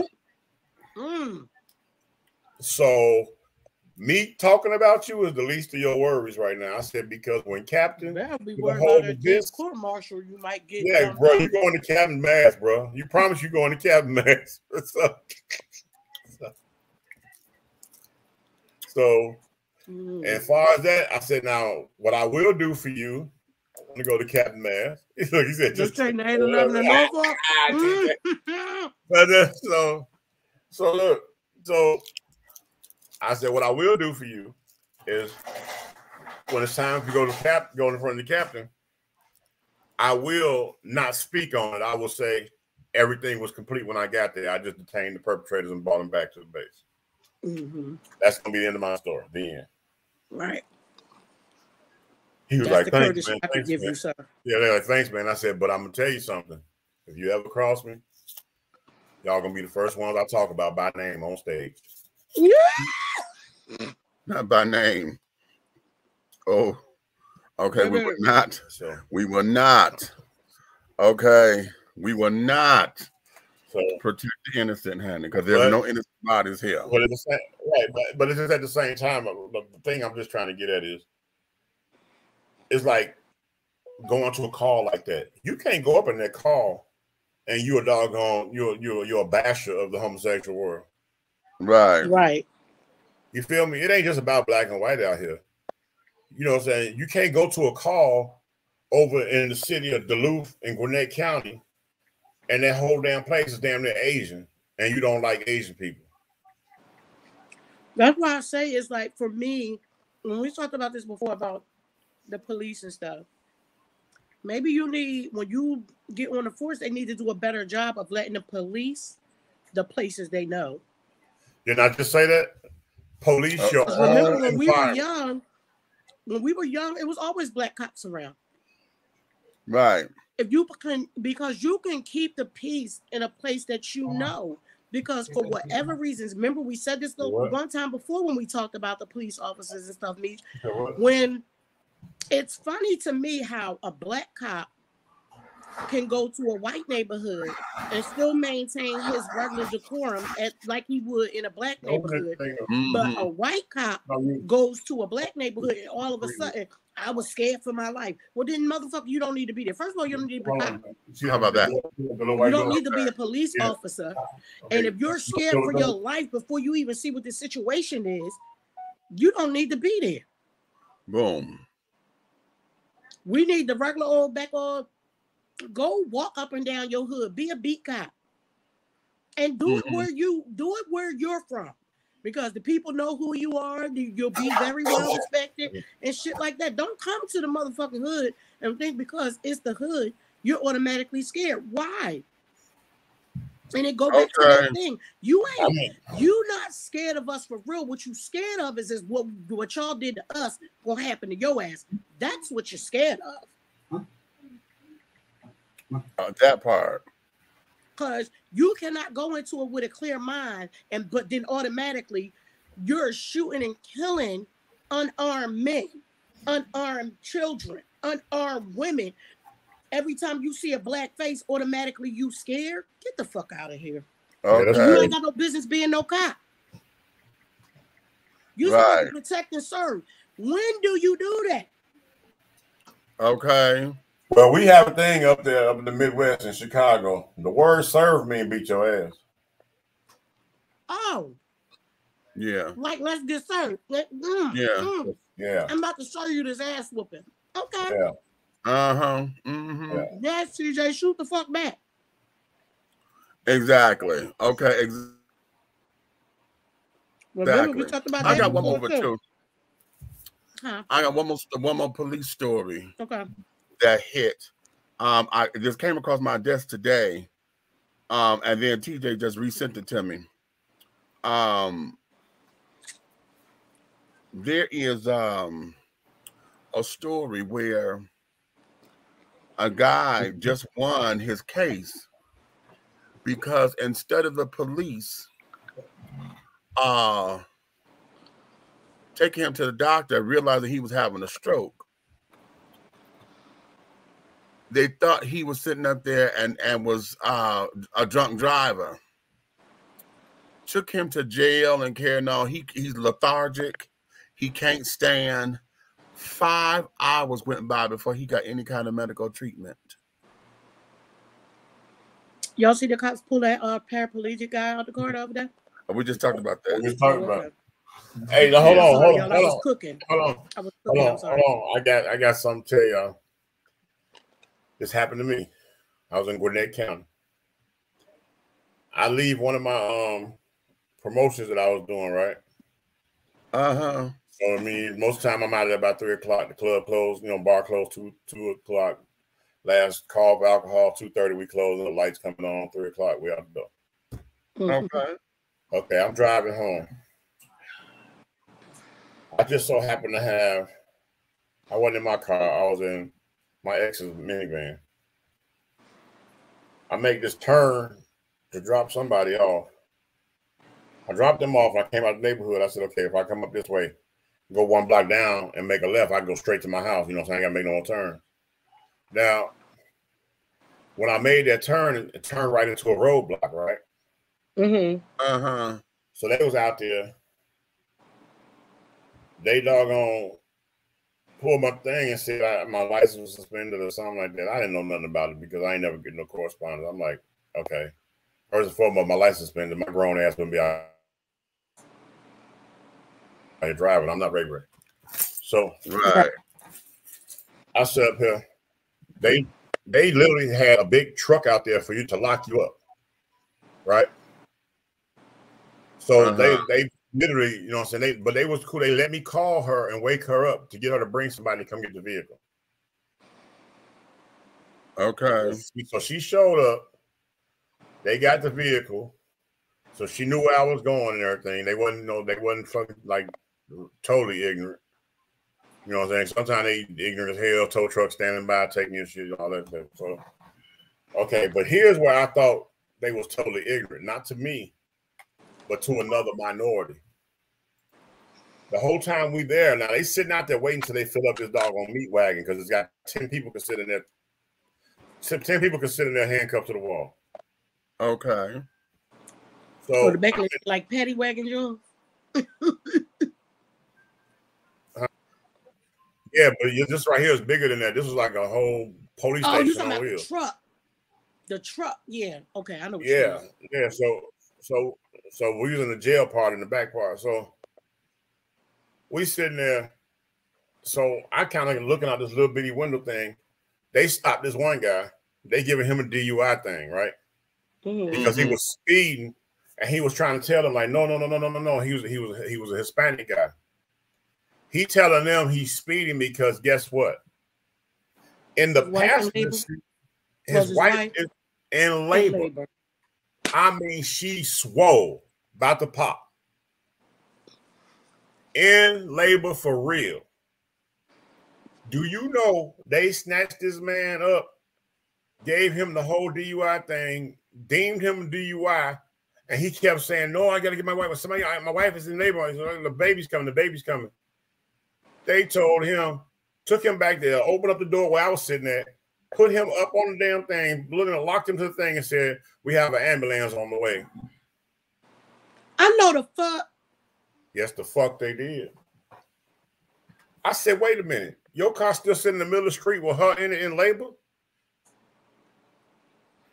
And he's sitting there like this and he rocking. Do you know that motherfucking ambulance came about 10 minutes later? So she had 10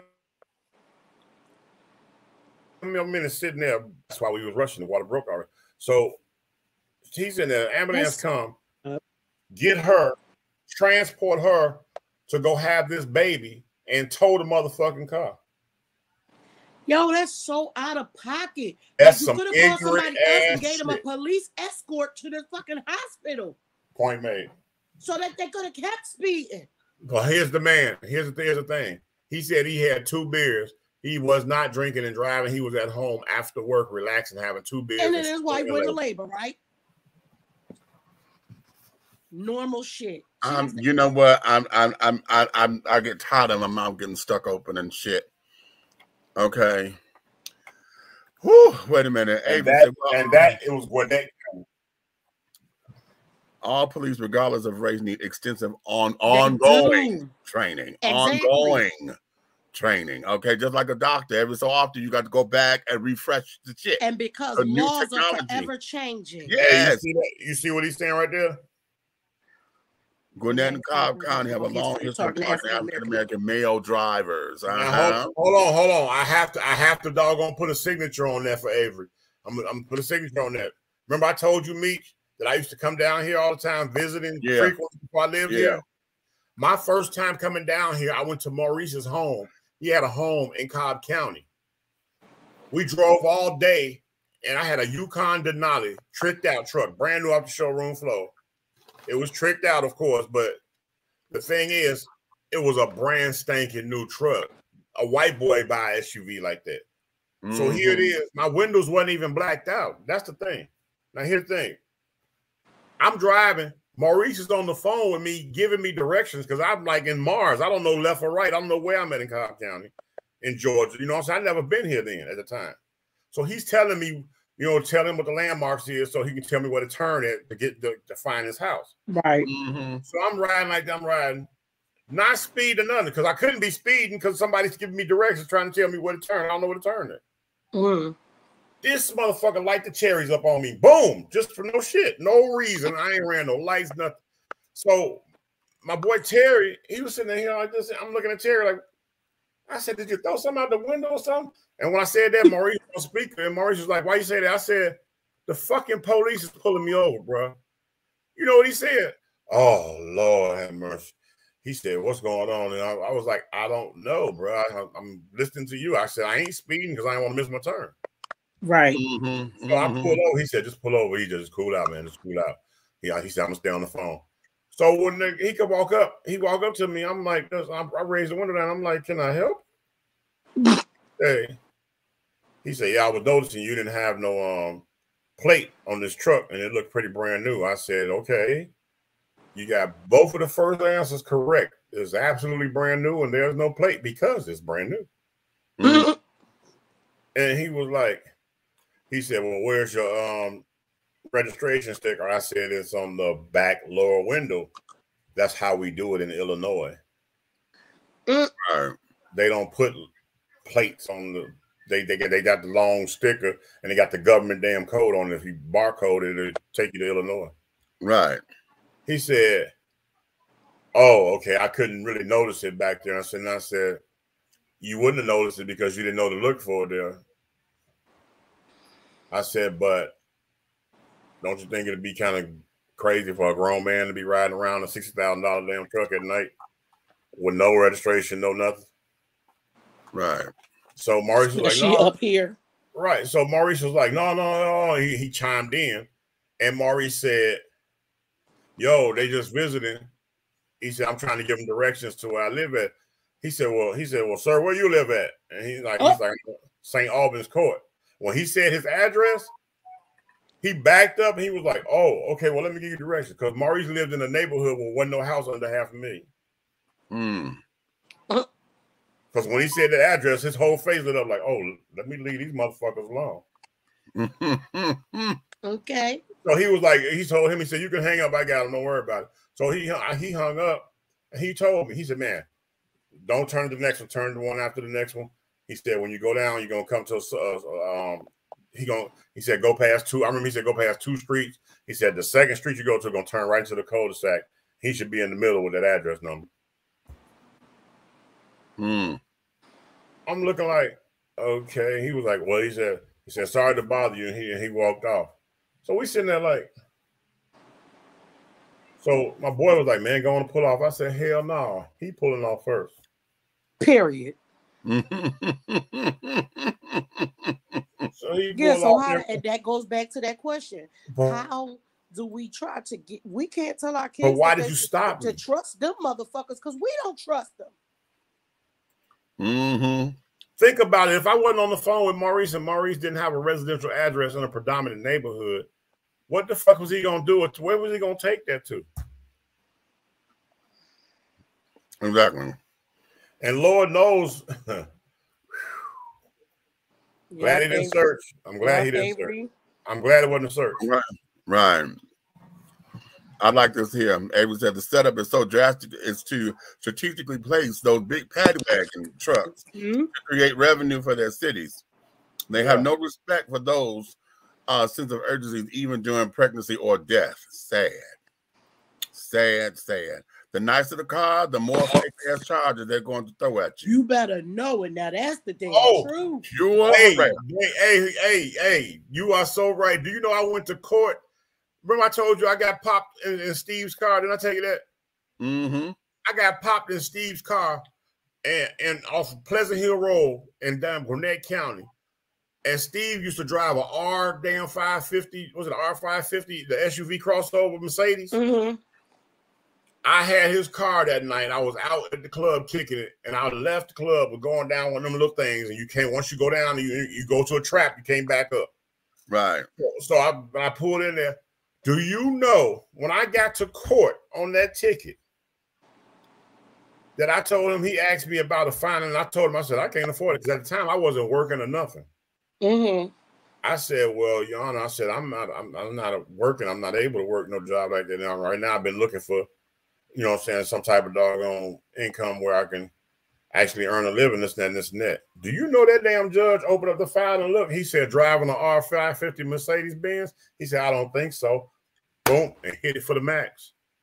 I said, that wasn't my car. If they did their job properly, you'll see the registration wasn't in my name. My friend let me borrow the car. He said, well, you must be something. You got something going on if you got friends loaning you cars like that. Oh! I said I ain't got no money right now. Nigga, wait a minute. See, right there. Because he to cuss that motherfucker out would have put you in all kinds of whatever. Right. Who in the hell are you to tell me about my motherfucking finances, goddammit?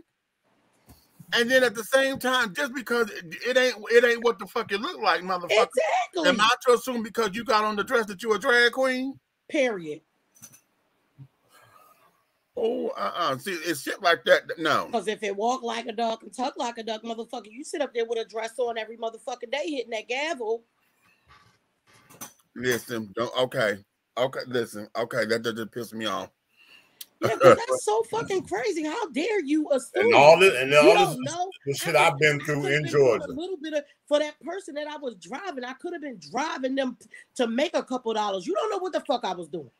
That part, okay. I could just have a nice friend or a nice family member who let me use their motherfucking car to go do what I needed to do.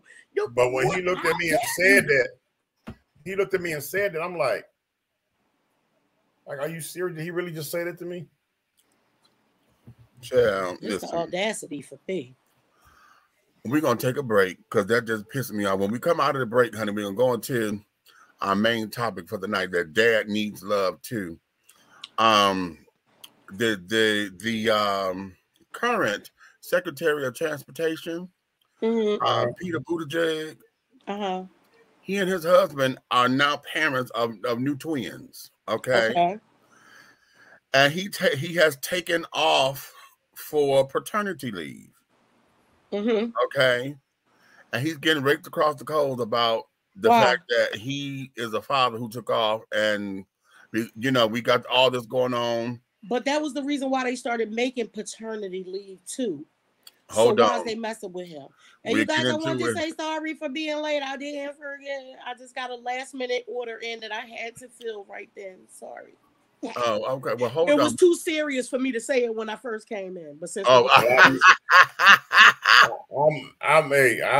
you keep stroking your soap, and I'll meet y'all. I'm trying to go upstairs. You know what? Well, then I'm gonna put yours in the trash. You get on my fucking nerves. Anywho, see, people think when it's their birthday, they get to say all kinds of shit. I made some special shit for your birthday, motherfucker. We're going to commercial break. We'll be right back in a minute. Lord have mercy. I can't take them nowhere, Jesus, nowhere. Whether you are a resident or visiting the ATL, if you need to satisfy your soul and your hunger with some good, old-fashioned, scrumptious victuals, then head on over to Tara Boulevard and feast at the Country Kitchen Cuisine Buffet. The Country Kitchen Cuisine Buffet has a mouth-watering array of delicious delicacies that will tempt your tummy, tantalize your taste buds, and please your palates. All of our items on the buffet are made from scratch, just like Grandma used to make. Try our meatloaf, the succulent fried chicken, the smothered pork chops, the short ribs, the fried and baked fish. Try our oxtails, the turkey wings, and don't forget some of those fantastic sides with the macaroni and cheese, cornbread dressing, greens, cabbage, red beans and rice, potatoes and gravy, and oh my God, don't forget the cornbread and those decadent desserts. Your hunger will not be denied. Come on down to the Country Kitchen Cuisine Buffet, located at 8562 Tara Boulevard in Jonesboro, Georgia. Come on down and tell them that Big Meech and Dishing Tea I sent you. Yeah. Angelo Ellerby, the Henry Higgins of hip-hop, is the founder, president, and CEO of Double Exposure Media Relations. Double Exposure Media Relations is a full-service public relations, marketing, and artist development firm specializing in publicity, photography, artist promotion and artist development, makeup artistry, event production, and EPK development. Celebrating over 45 years in the industry, Angelo believes that a culture that does not take care of nor respect its artists is a culture that leaves nothing behind to appreciate. Let Angelo help you make dollars and cents of the entertainment industry. Contact Double Exposure Media Relations at 201-224-6570. That's 201-224-6570. Hey, you want to be a part of God's plan? Look at this angel. That's right, the shine, the sheen. You can only get that at Royal Extensions. Hit us up at Royal Extensions, www.royalextensionsatlanta.com or IG Royal Extensions 20. If you want to have the same thing as God's plan, you get it right here at Royal Extensions.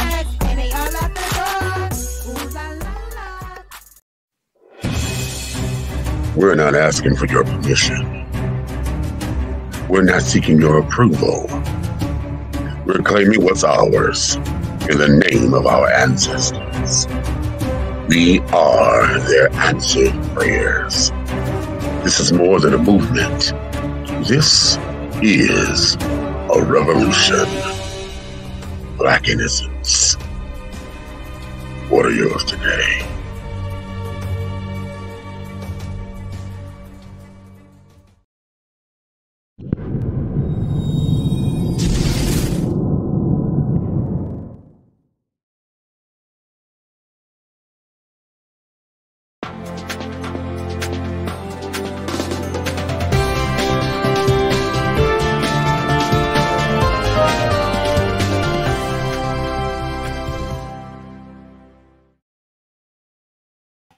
All right, and we are back, children. We are back. We had some more comments up in here. Being from South Carolina, Granddaddy taught us to keep both our hands on the steering wheel and do whatever it takes to make it home safely. Ooh. Mm-hmm. Whatever it takes. Oh, come on now.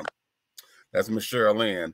It's actually a paddy wagon because Irish males were called paddies. Mm-hmm. Okay, yeah. But no, and don't forget about the paddy rollers. The paddy rollers, if y'all do the history, paddy rollers are what they call the police and stuff that went to get the slaves back. Wow. Interesting. And if you notice, they had that star that sheriffs wear. Yeah. That star badge, that badge has never changed. That's right. It's the same exact one. That is right. Yeah, baby, look up paddy rollers. Mm-hmm. It does that Black history, honey. I watch documentaries every day. All right. Now let's get into this about paternity leave. Yeah, go ahead. You is it good? Is it fair? Is it needed? Is it required? Is it something that we need to look into? Is it something that should be considered? You know why it's necessary? Because for the same reason a child needs to bond with its mother, it needs to bond with its father. That's why a lot of times, you know, it'll be like, my mom, and then because the traditional way was always the mom took care of the home and the kids, and the father went to work, and it wasn't like that much interaction with daddy because daddy come home, daddy's tired. It's just a little bit, and maybe on the weekend, you know, like when Brian was in the military, for us, you know, he would be so tired and stuff when he came home from work. He was still engaged with the kids, but our day, for him to actually engage with the kids would usually be Sunday. We would always say, remember how back in the day, Sunday was family day? Right. Like, nigga, I know you ain't shit. So on Friday and Saturday, wherever you out there hanging, but you better have your ass back in this house on Sunday. Right. And see your kids. And see these damn kids. I don't like you that much, but you better be here on Sunday. Right.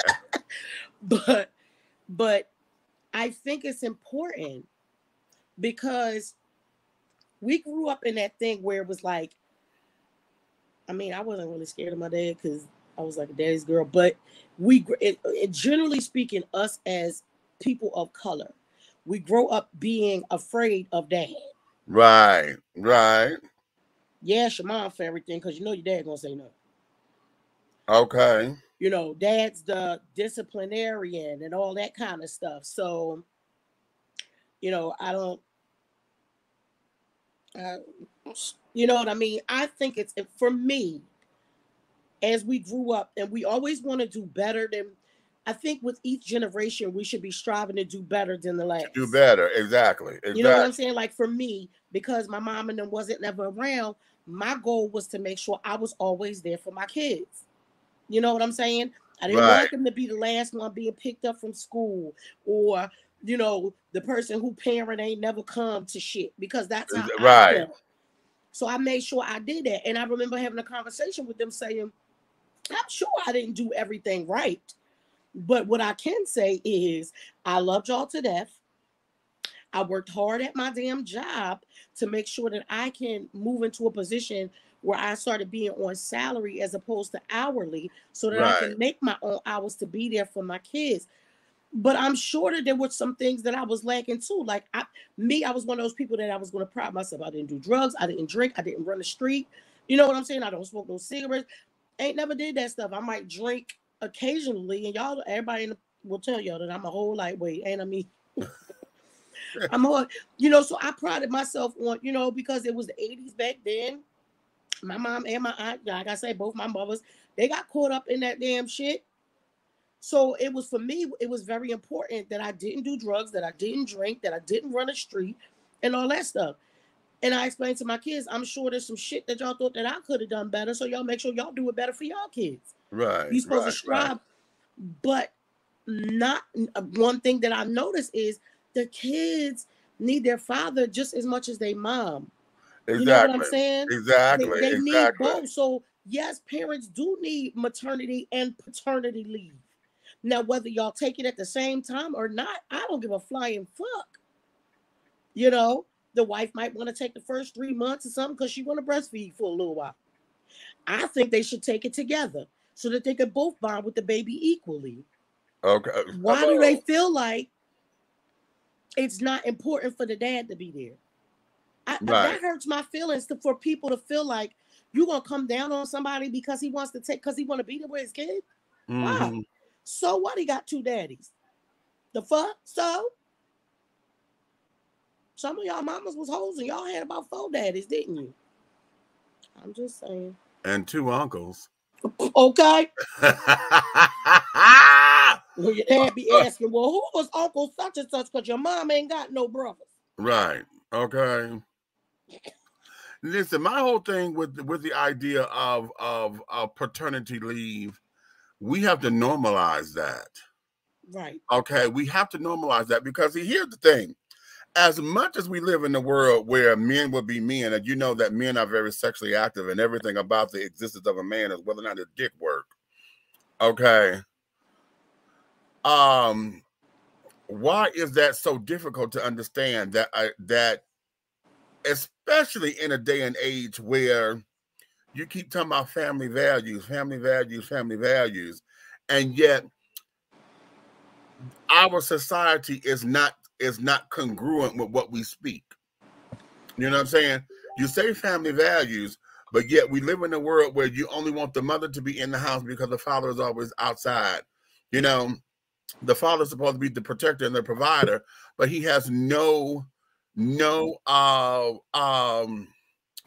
interaction with his children and until the weekend. You know, the weekend daddy syndrome shit. Okay. Right. Which is ridiculous, because now with fathers, I have to now wait for the weekend to catch up with 7 days worth of bullshit. Okay, 7 days worth of school activities, games that I done missed that you mad about, you know, this, that, and the other, and you know, and all of that. We have all of that to contend with, and yet you still say that this is a thing for family values and that fathers ought to be respected and carried on. We're still trying to understand how come Father's Day is not as revered as Mother's Day. Right. But yet at the same time, we're getting feedback. Yeah, who? Yeah, what, you went out in the garage or something? Yeah. Yeah, I can hear. You okay, well, then who's the feedback from? You muted this mic. No, ain't nobody else on. Oh. It might be an echo. It's an echo. Turn your volume down. Try it now. All right. Yeah. That's better. But it's still there. Yeah. Go ahead. Okay. But nonetheless, in dealing with these particular kinds of relationship issues or father issues, I just feel as though we have to normalize that so that fathers can be taken into the equation. If I'm out here making the money so that you can have this and have this to put a roof over your head and all that shit that fathers always say or tell their wives or whatever the case may be, then we need to make sure that the daddies are there to take in on the responsibility. You know, long gone are the days where mama was just the only homemaker, especially now, as we were saying earlier, where houses and homes are now 2-income homes. Right. You know? You know what, Meech? I ain't mean to cut you off, but what about, like, why is it such a big thing when like when it's the reverse situation, when the dad stay home and the mom go to work? Now he ain't shit. That nigga ain't shit. Why you know fuck what? he home? That. Because of what we said this a long time ago, it is very difficult being male in this world. Mm-hmm. Okay, very, very difficult, because we have allowed ourselves to be in that place of what a man is supposed to do. The societal norms that we have allowed to permeate the existence of society have become to where if a man ain't working, he ain't shit and this, that, and the other. But if he's contributing, if he done took care of the house and taking care of his kids, how about that? Without you having to pay for a babysitter, okay? He's sitting up there attending to you. And if you the breadwinner, he the one that's taking care of all the household finances because he know how to balance the checkbook. About where's the wrong in that?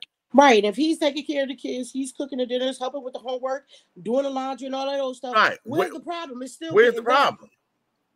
First and foremost, 10 years ago, the IRS came up with a title for a woman that works, that does all the housing. And you can actually, a woman that stays home and is a total 100% homemaker is considered a domestic goddess. Yep. And you can file taxes on that. But wherever there's a goddess, there has to be a god. Oh, you better, I'm about to make a remix to a song that I ain't even wrote yet. You better. Okay, because I watched a good friend of mine of years, still a friend of mine, Mr. Robert Johnson. All three of his kids, girl and 2 boys, were in Pampers, and his wife walked out and said she didn't want to deal with this no more and left. Oh. And guess what? Robert is working on his doctorate, and all his kids got masters without her. Okay. But again, you don't want to give men the respect. Right. And even the title of single father. How about that? Oh my God. Meech, you made a good point. Father's Day. Are the corners crowded with teddy bears and flowers? Nope. Big Red Fella has spoken. And then he mutes the mic. And what about let's get into the thing about how when you got the bitter bitch who won't let that man be a father. Right. Yes, ladies, I'm talking to you. I can't stand Brian's ass, but guess what? Never, ever, ever did I talk bad about him to my kids, because my relationship with him is not supposed to be their relationship with him. Exactly. And then here's the other thing too. Everybody parents differently. Okay. Let me take my son. Okay. And his other, my baby daddy. We have 2 different styles of parenting. Okay. And it used to make me furious how he would spoil this boy. Okay. And I mean furious, because he would come into town and do all this shit with Kiara's, and then he would leave, and then I had to put up with the damn repercussions of, oh, my daddy, oh, my daddy. I want to knock him in his goddamn head. But my point is that parents parent differently. And because you don't want to be bothered with him, or because you think he's too hood and too street, doesn't mean that he can't be a parent to your child. You may not want him to be around that damn environment, but you laid down with that and you made the baby with him. That was your motherfucking choice. So now you can't get mad at the outcome because he wants to spend time with his kids and got the kids down there at the goddamn hookah corner or whatever, because that's still his child. Parent differently, and you may not like it, but goddamn it, that is their child. That's what I just said. My relationship and your relationship, that's two different things. You can't sit down and say, no, you can't go with your daddy because I don't want you over there. That's his child too. That there is his child. Why in the hell are you depriving the baby of quality time with the father? Well, not to mention that goddamn, and I see so many women do this. Ladies, I'm hard on us for a reason. Stop fucking interrogating your kids when they come back from being with their father, unless you got reason to believe that some harm has been done to your child. Mind your motherfucking business. Right. But what about the baby? Listen, I'm not listening to him. I'm gonna keep being serious for a second. I'm gonna tell y'all how to be a mature woman. I was still in my feelings about all the shit that happened with me and my husband, right? But when he got with the person that he got with, I had no issues with her. None. So much so, my kids spent one school year with their dad because we were moving during the time like school, and I didn't want them to be fucked up schools and stuff. Right. Keisha went to her seventh grade dance there. I drove over to Delaware from Philly. I did her hair. I bought her clothes. I got her dress. Nina took her to the goddamn dance. One time, what about the baby?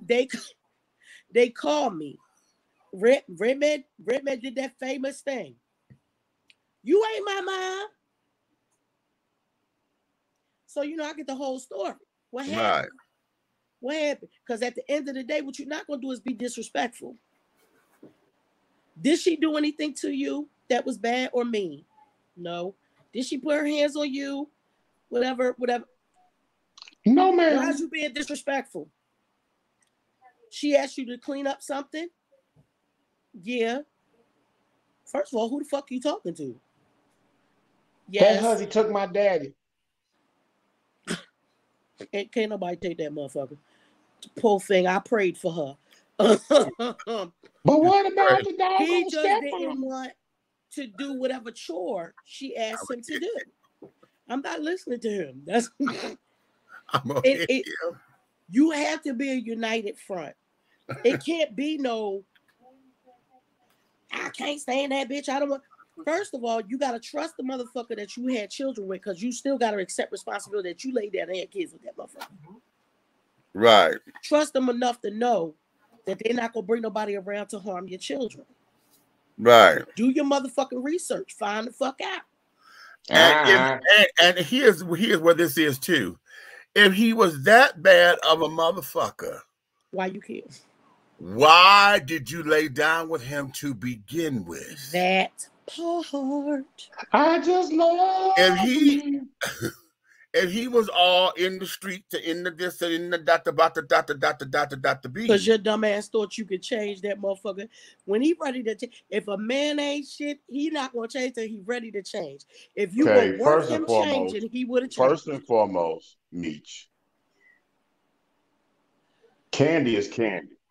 And everybody knows that saltwater taffy is soft and smooth. And it's expensive. Sure is, and I still got some of my fish. But I'm gonna tell you something that's cheap. I'm gonna tell you something that's cheap. It tastes better than saltwater taffy to me. is a hard ass Chico stick from the hood. Don't you do it. First of all, because now the conversation just went left because motherfucker, I be like a little fucking kid and I go home and go in the store and they got them. Baby. What the fuck is in that, y'all? Is it like peanut butter-ish? It's peanut butter, of course. It's some kind of see, if you want to sell that shit, we supposed to be on topic. It's in the hood and it's long and hard and you want it. And it's not good for you. Like Ray Ray. But that motherfucker's delicious. But and then it's peanut butter and I think caramel. And I forget what it is. And then it's rolled in toasted coconut. And toasted. See, look at y'all. Look at both of y'all. Y'all dumpster diving right now. Y'all talk about Ray Ray. Now the whole thing of it is that I did not realize that was coconut at first because I got caught up in the peanut butter. Okay. Because I don't exactly how you don't realize that Ray Ray don't have a condom on and you get caught up in the baby mama drama. But see, here's the thing. But you knew that. You knew that when you bite into a Chico stick, honey, and then you get to chewing, it's gonna get up in them. If you got cavities, get all up in there. It's getting all up in there, honey. But see, that's just like interracial relationships. When I bite into a York peppermint patty, but you know, I get up. You know what? I get a. I'm gonna hit you. You know I'm gonna hit you. You know I'm gonna hit you because you know that's my shit. You know that's my shit. You don't do that. You don't do that. You are cool. That is my shit, honey. I love me some York peppermint patties, baby. I into a York peppermint patty. I get a smooth. Okay, that commercial that still sends me. Wait a minute, I see the wind blowing somebody's shit off right now. But what ends up happening is, and I say this a lot because we see it in the movies all the time. You hear it all the time in court cases and stuff. It becomes the basis for saying that this is an unfit father or unfit mother in some cases, where you knew this was a hood bitch to begin with. Okay, everything about her demeanor did not say she was good enough to be a mama, but you fucked it anyway. And same with the daddy. Now, y'all got a child together. You cannot deny the child to be in the presence because that's the mama. Because you don't like her antics or whatever. That's the mama. That was a choice that you made. That's the daddy. That was the choice that you made. Remember, I keep saying that from the beginning. Thing. Every if time that was fucked up. It goes under the same thing, bro. A burger in the hood tastes better than a burger in suburbia. But listen, think about it. You go get that greasy burger off the corner. You're gonna bite that burger. You're gonna be dropping ketchup and relish and stuff, and you're gonna be licking that burger and everything, not expecting to hold that burger and have a gut problem. But you go over to suburbia, you're gonna bite it. You're gonna wipe your mouth. Listen. You have to learn how to stand on what the fuck decision you made. And that's exactly.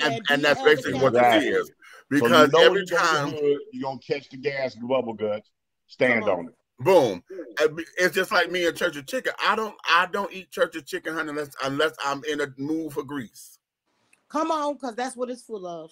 You understand? When I'm in a mood for grease, especially when it's fresh out that motherfucking grease and the skin is nice and yeah. Okay, but I don't go over there often because I can't. It's just too much. Mm-hmm. But here's the other thing. I know I have to prepare myself. Because if I'm going to have grease, then I got all the shit I need to make sure we give a good cleanse and flush. Okay? So having said all that, to know that means that I'm not going over here to churches to be reckless. Right. And come back and say, oh, I didn't know. Bitch, you knew that. You make proper preparations. You make proper preparations. You know damn well you don't want to have no baby with this motherfucker. So motherfucker, he got good dick, bitch. Call it what it is. That nigga got some good dick. Period. If you're honest with it, fine. But you know damn well you got to be on your motherfucking peel, number one. And number two, you got to strap this motherfucker up. You got to strap him up. The fuck is you doing? I don't care about this lovey-dovey shit. It don't be lovey-dovey. It's every little hood No, race. You want to trap the bitch down. He think it's some good stuff. They need to get it together. No, Then you talk about the baby because mama. right She now, talk about the baby daddy. I don't know, Meech, because I'm gonna tell you something. If you got cultivated coochie and hood coochie, that hood coochie be fire, boy. I'm telling you, that hood coochie be fire. Listen, y'all heard me tell y'all. You don't mind that shit dripping down your legs or nothing. It's just listen. But that cultivated coochie, you got to go to a nice This hotel. is what we talk about with trade, honey. It's the same thing over here with the alphabet children, honey. Trade is trade. Okay, y'all. Listen, the whole idea of being a hoe, honey, is going to get a piece of trade. Okay. Because you want the whole idea of the experience, honey. Whether it is anonymous I'm a recovery or whatever. hoe. I'm just speaking from experience. You in recovery still? No, you I stayed on the recovered. wagon? I don't know. I went to HHH.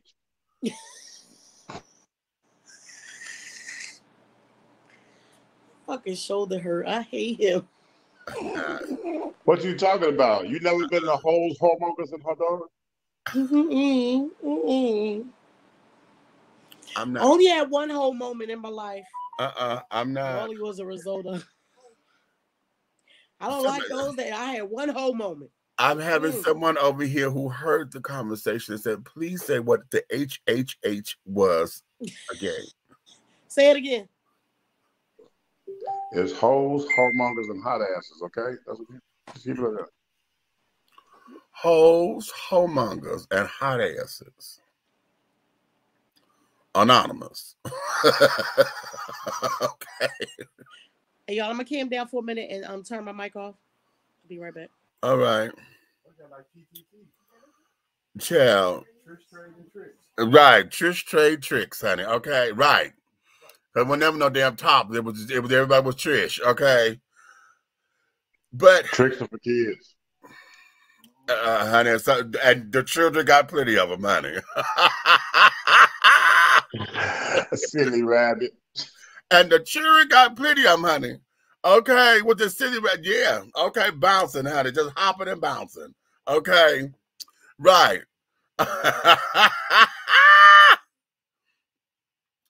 So, but just the whole idea of all of that, it just sends us into a place, honey, to where we have to be better with that. So normalizing the whole idea of paternity leave and carrying on without men having their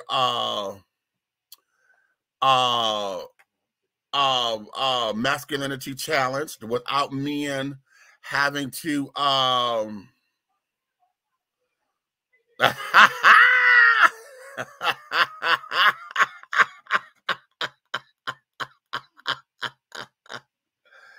he in his birthday suit, honey, I guess, trying to get ready for, this is his birthday weekend. So he suited up, honey. Again, I put the telephone number. Oh, wait a minute. Did I put it up in here? If y'all want to call the Dishing Tea hotline and leave birthday wishes for Big Red, honey. Okay. I'm going to put the number back up in here again. Wait a minute. I don't know about heart. How about that? I mean, yes, I do. Hold on. Maybe I do. I just did it. Okay. Okay, that's the Dishing Tea hotline. Cheering. Y'all go ahead on and if you want to send birthday wishes and things, go ahead on and do just that. Okay, call that number and leave it there. And what I will do is I'm going to compile them all together. Okay. And once we compile them all, we'll make a presentation, like I do. Yeah. So be that as it may. Okay. Be that as it may. So now, wait a minute, Nick, I'm going to bring you back in. Yeah. Okay, we got a couple more minutes. I was going to have some more time, but no, because y'all want to go in because we got stuff to do. Tomorrow's his Big Red's birthday. I have an event that I'm supposed to be yeah. I got some stuff I got to do. So yeah, you planning I got to, because I've been summoned, honey. You know, I got to go to church. Yeah, you gotta go to church. I got to go to church, and I got to make a birthday salad because I was going. I heard somebody had they ordered a salad. Yeah, they want a birthday salad, honey. Name me some.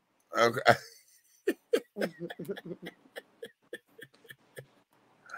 Okay. Oh, but you know what? I said I wanted to play the little game, honey. Which game? You know, the little cards. The cards. This is okay, but I'm only going to do one question, and I think this is good. This is really cute. These cards, these come from the Let's Talk Tonight, the card game. Okay. Okay. This deck here is the date night edition deck. Oh, okay. This is the date night edition deck. Okay. And this card reads, it says, if your credit score was a person, describe what kind of person it would be. Right now, if my credit score, well, baby, my baby is like George and Weezy, honey. I'm moving on up. Okay. Thing shoot up 52 points in the last week. Oh, lucky for you. Come on, Alo Nana. The motherfucking credit card paying shit on time. Okay, you know, okay. I'm like George and Weezy right now. Okay, so you're there. And see, if my credit score was a person, my credit score would be a blue collar worker. Yeah. Okay. Because my credit score is working hard. Mm-hmm. It's working hard. It had a setback because something that came in. And baby. Okay. Before it went up, I dropped I had to clutch my damn girl. Oh, honey, wait! I did more than clutch my pearls, bitch. No, a bitch had to inhale, honey, because I was like, oh, bitch, You had to take a real deep breath. Bitch, we had to take an inhaler. Okay, we had to get a hit from the inhaler because I was up to a 705. Yeah. I was up to a 705 and I'm moving, bitch. This goddamn what's the name company? Who? Quest Diagnostics. Ooh. That's a medical company because Quest do blood work and stuff, right? And stuff. Put something on my damn TRW. Well, we call it my credit report. The TRW was what it was. Put something on my damn credit report. Bitch, drop my damn shit 78 points. I was like... Yeah, I had dropped down so low. So like I said, it's just moving on up. It ain't high. It's just starting to move on up. It's average right now. Bitch, I was mortified. And I'm still mortified because I'm like, ain't nobody told you to do no shit like that. That should have went to my insurance company. What are you talking about? Right. I got one. I think, remember that ambulance I had to take that time when the doctor wouldn't let me leave? Yeah. When you had to come up there? That just went on mine. So I was like, honey, So now we got to sit up here and get that to where I can redo. So if my credit score was a person, honey, he'd be a blue collar worker. Okay. You know, a blue collar worker who, working hard to to do the right thing. Yeah. Okay. TJ said his is presidential at 8:37. You bet, TJ. Come here, TJ. Then you say you had a crush on me. The credit score 837. Come on, boo. That means we can build some stuff. No, he got a crush on your titties. Oh, shit. You can have these motherfuckers. Wait, why call? Let me tell y'all something. And I don't care if she embarrassed. Why she get a 34? She probably could have got 32, but a 34B and the bitch was too big. I hate her. I love her because I had her. She's like my best little friend and whatnot. A 34B, it was too big. Because I was like, I know your titties is real small, but is you ever going to buy a real bra? Because when we go to the store, she just get, I want to see them too. Listen, I ain't fresh like Meech and Red. You was a 6-figure worker. I hear that. Aha! Come on, Road. I was trying to tell Cole, like, I know your titties is little, but I don't think she's ever bought anything but sports bras because her titties are so little. So when we was out running around yesterday, she was like, I'm gonna try a regular. So I hold it up and I'm like, it's little as shit. This should be fine.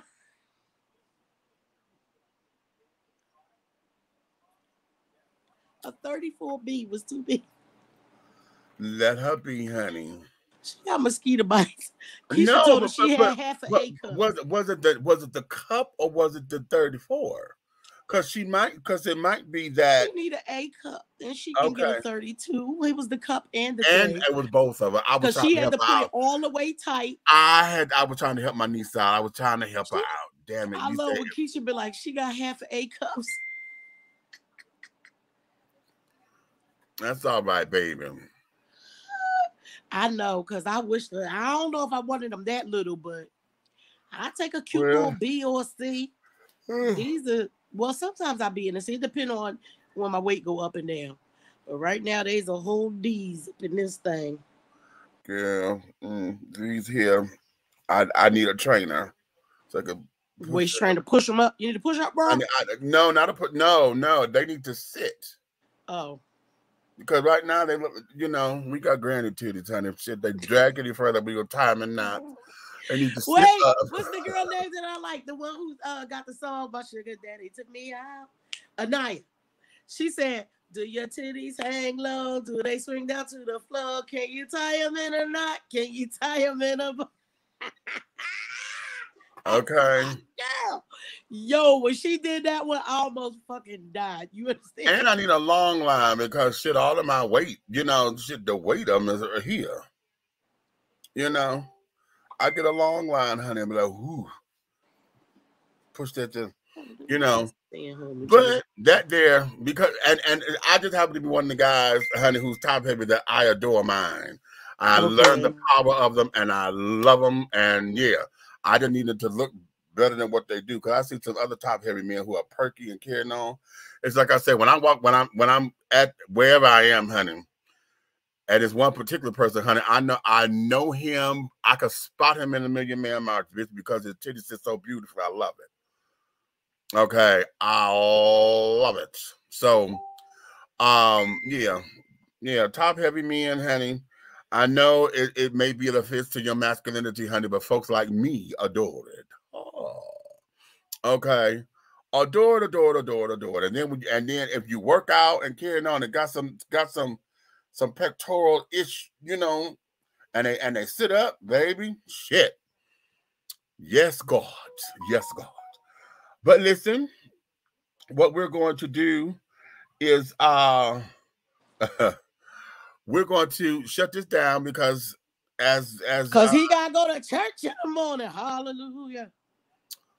I'm going to church. Tell me how it was. Okay, and I got to figure out. Said she might have wanted to go, but her and Corey ass is out at the Diamond right now.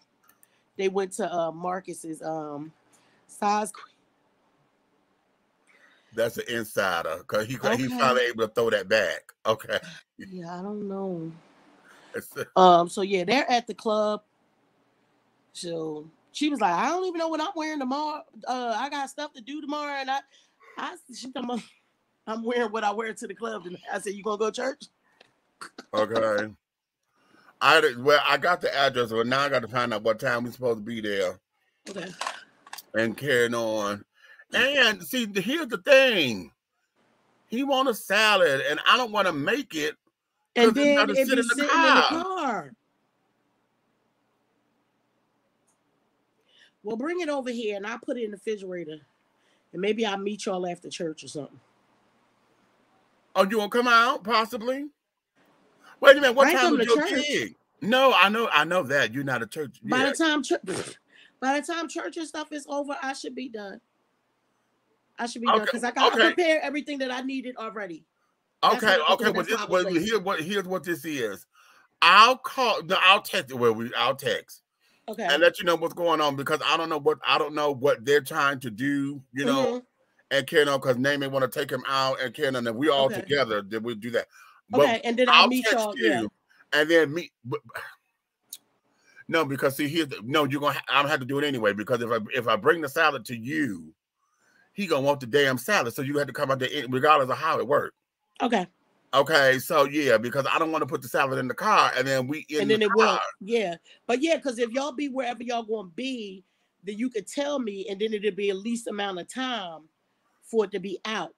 Like even if we met somewhere, it'll be a least amount of time for it to be out, so I can bring it to wherever we are. And I got these new what I call them things, molds. Yeah. Remember I said I got the manly like mold? So I made Cap some special soap. Oh. Got little mustaches on there and stuff. Oh, that's cute. Cute. I don't like his ass, but I'll buy him a gift. So I need him something. Okay. Okay, so, guys. So I'm gonna let Meech close y'all out because I want to go take some medicine and put some icy hot on my shoulder. I love y'all, and we'll see y'all. Oh, really? The NFL, SNL is doing a thing on the NFL. Oh. If they ain't doing the combine, honey, never mind, honey. Y'all know listen.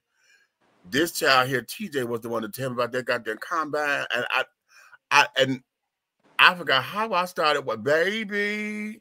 Wait a minute, wasn't Princess in our comments? She was for a second. Princess, you were supposed to come into my damn hair. Look. There you go. Princess, look at me, Princess. Princess. Oh, he said they just finished. But anyway, so are we. That's a wonderful segue. Right. We're just finishing up. So listen, honey, thank you for your love and your kindness and your support with us, honey. Listen, this is what we need you to do. Take that same love and kindness and support and tell all your friends, honey. Get them to like, subscribe, share, and carry on. Let's do this thing, honey. Get it with all your friends, child. And let's get the numbers to growing and carry on. Wherever you're looking at us at, start there, stay there. We're trying to get all the numbers to grow because, we're trying to get the algorithms together and carry on. However, if you hate us, dislike us, or want to just be full of shit and carry on. Talk about us like a dog to all your friends. Then talk about it to all your your motherfucking enemies. Yes. Talk about us real bad, too. Real nasty. Just real doggish. Motherfuckers, I can't stand fat motherfuckers. Real doggish. Real doggish. Listen, look at this child here. Look at this child here. Look at this child here. What's your credit score again? 837. Where you live at, TJ? He up in Sandy Springs by the school. TJ, you be wanting to see my boobs, and my boobs be right near you every day. I work around the corner from you. Look at this fool. He's so dumb. I'm not. You know what?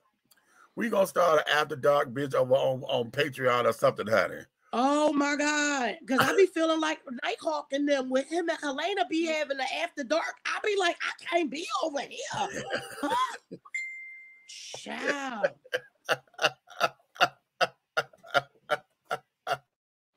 Y'all know I'm just starting to get comfortable with saying certain stuff. Lord have what mercy. Mitch gonna tell me? What he gonna Never mind. Don't worry about it, honey. I don't want to know. We're going to talk about doing some business together since your credit's so good. If your credit good, that means you pay bills. I'm scared to check my damn messenger. No. He did. That was for me. Oh, I was getting ready to say. No, that was for me. Okay. What'd you say? Wait till third. Okay. Okay. See? Hey, Buck. I miss you, brother. I'm going to call you. I ain't talking about okay, so on that note, my darlings, we just love and thank you and all of those good things. Listen, you may finish all of your crumpets, darling, because the tea has been dished. And you've been dishing tea, darlings. Ow! With Big Meech and Aunt Nikki and the big guy ally, the birthday boy. The big red fellow over there, honey. So, listen, honey, I want you guys to really understand a few things, honey, that we finna go do this thing, honey. We're doing it. We got a lot of things coming up the pipeline and carrying on. So, honey, just remember that everything that we're doing over here, any way, shape, style, form, or fashion, everything that we're doing, it will move forward, even though this fool just popped in the window. He shaved. Y'all make sure y'all give my brother all the birthday wishes. Send him love and light. I don't have double D's. They just regular D's. Anywho, you know, I'm okay. He said my birthday. Other birthday up. Yes, Buck birthday about to come up. Yes, God. Okay. So on that, honey, we thank you. We love you. And honey, we will see you guys tomorrow. Like I said, if you have the number, look, go scroll up on the messages. Y'all want to send birthday wishes, honey, call the District T hotline and send birthday wishes, and we're going to compile all of them together, honey. Okay. Happy birthday day. Okay. So with that being said, honey, wait a minute. And hopefully we'll be here for I said what I said tomorrow. Hopefully we will be, honey. Because y'all know he probably be ignorant tomorrow.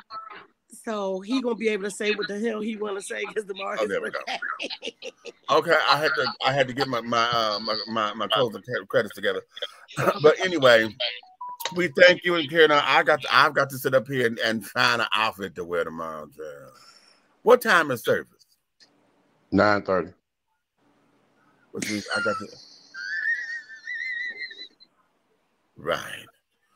And it's a 35-minute drive. One way.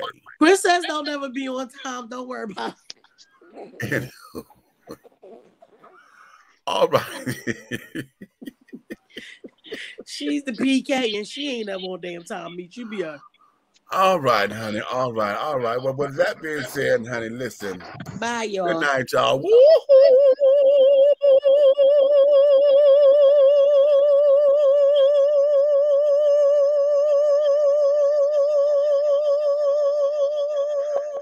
15 minutes.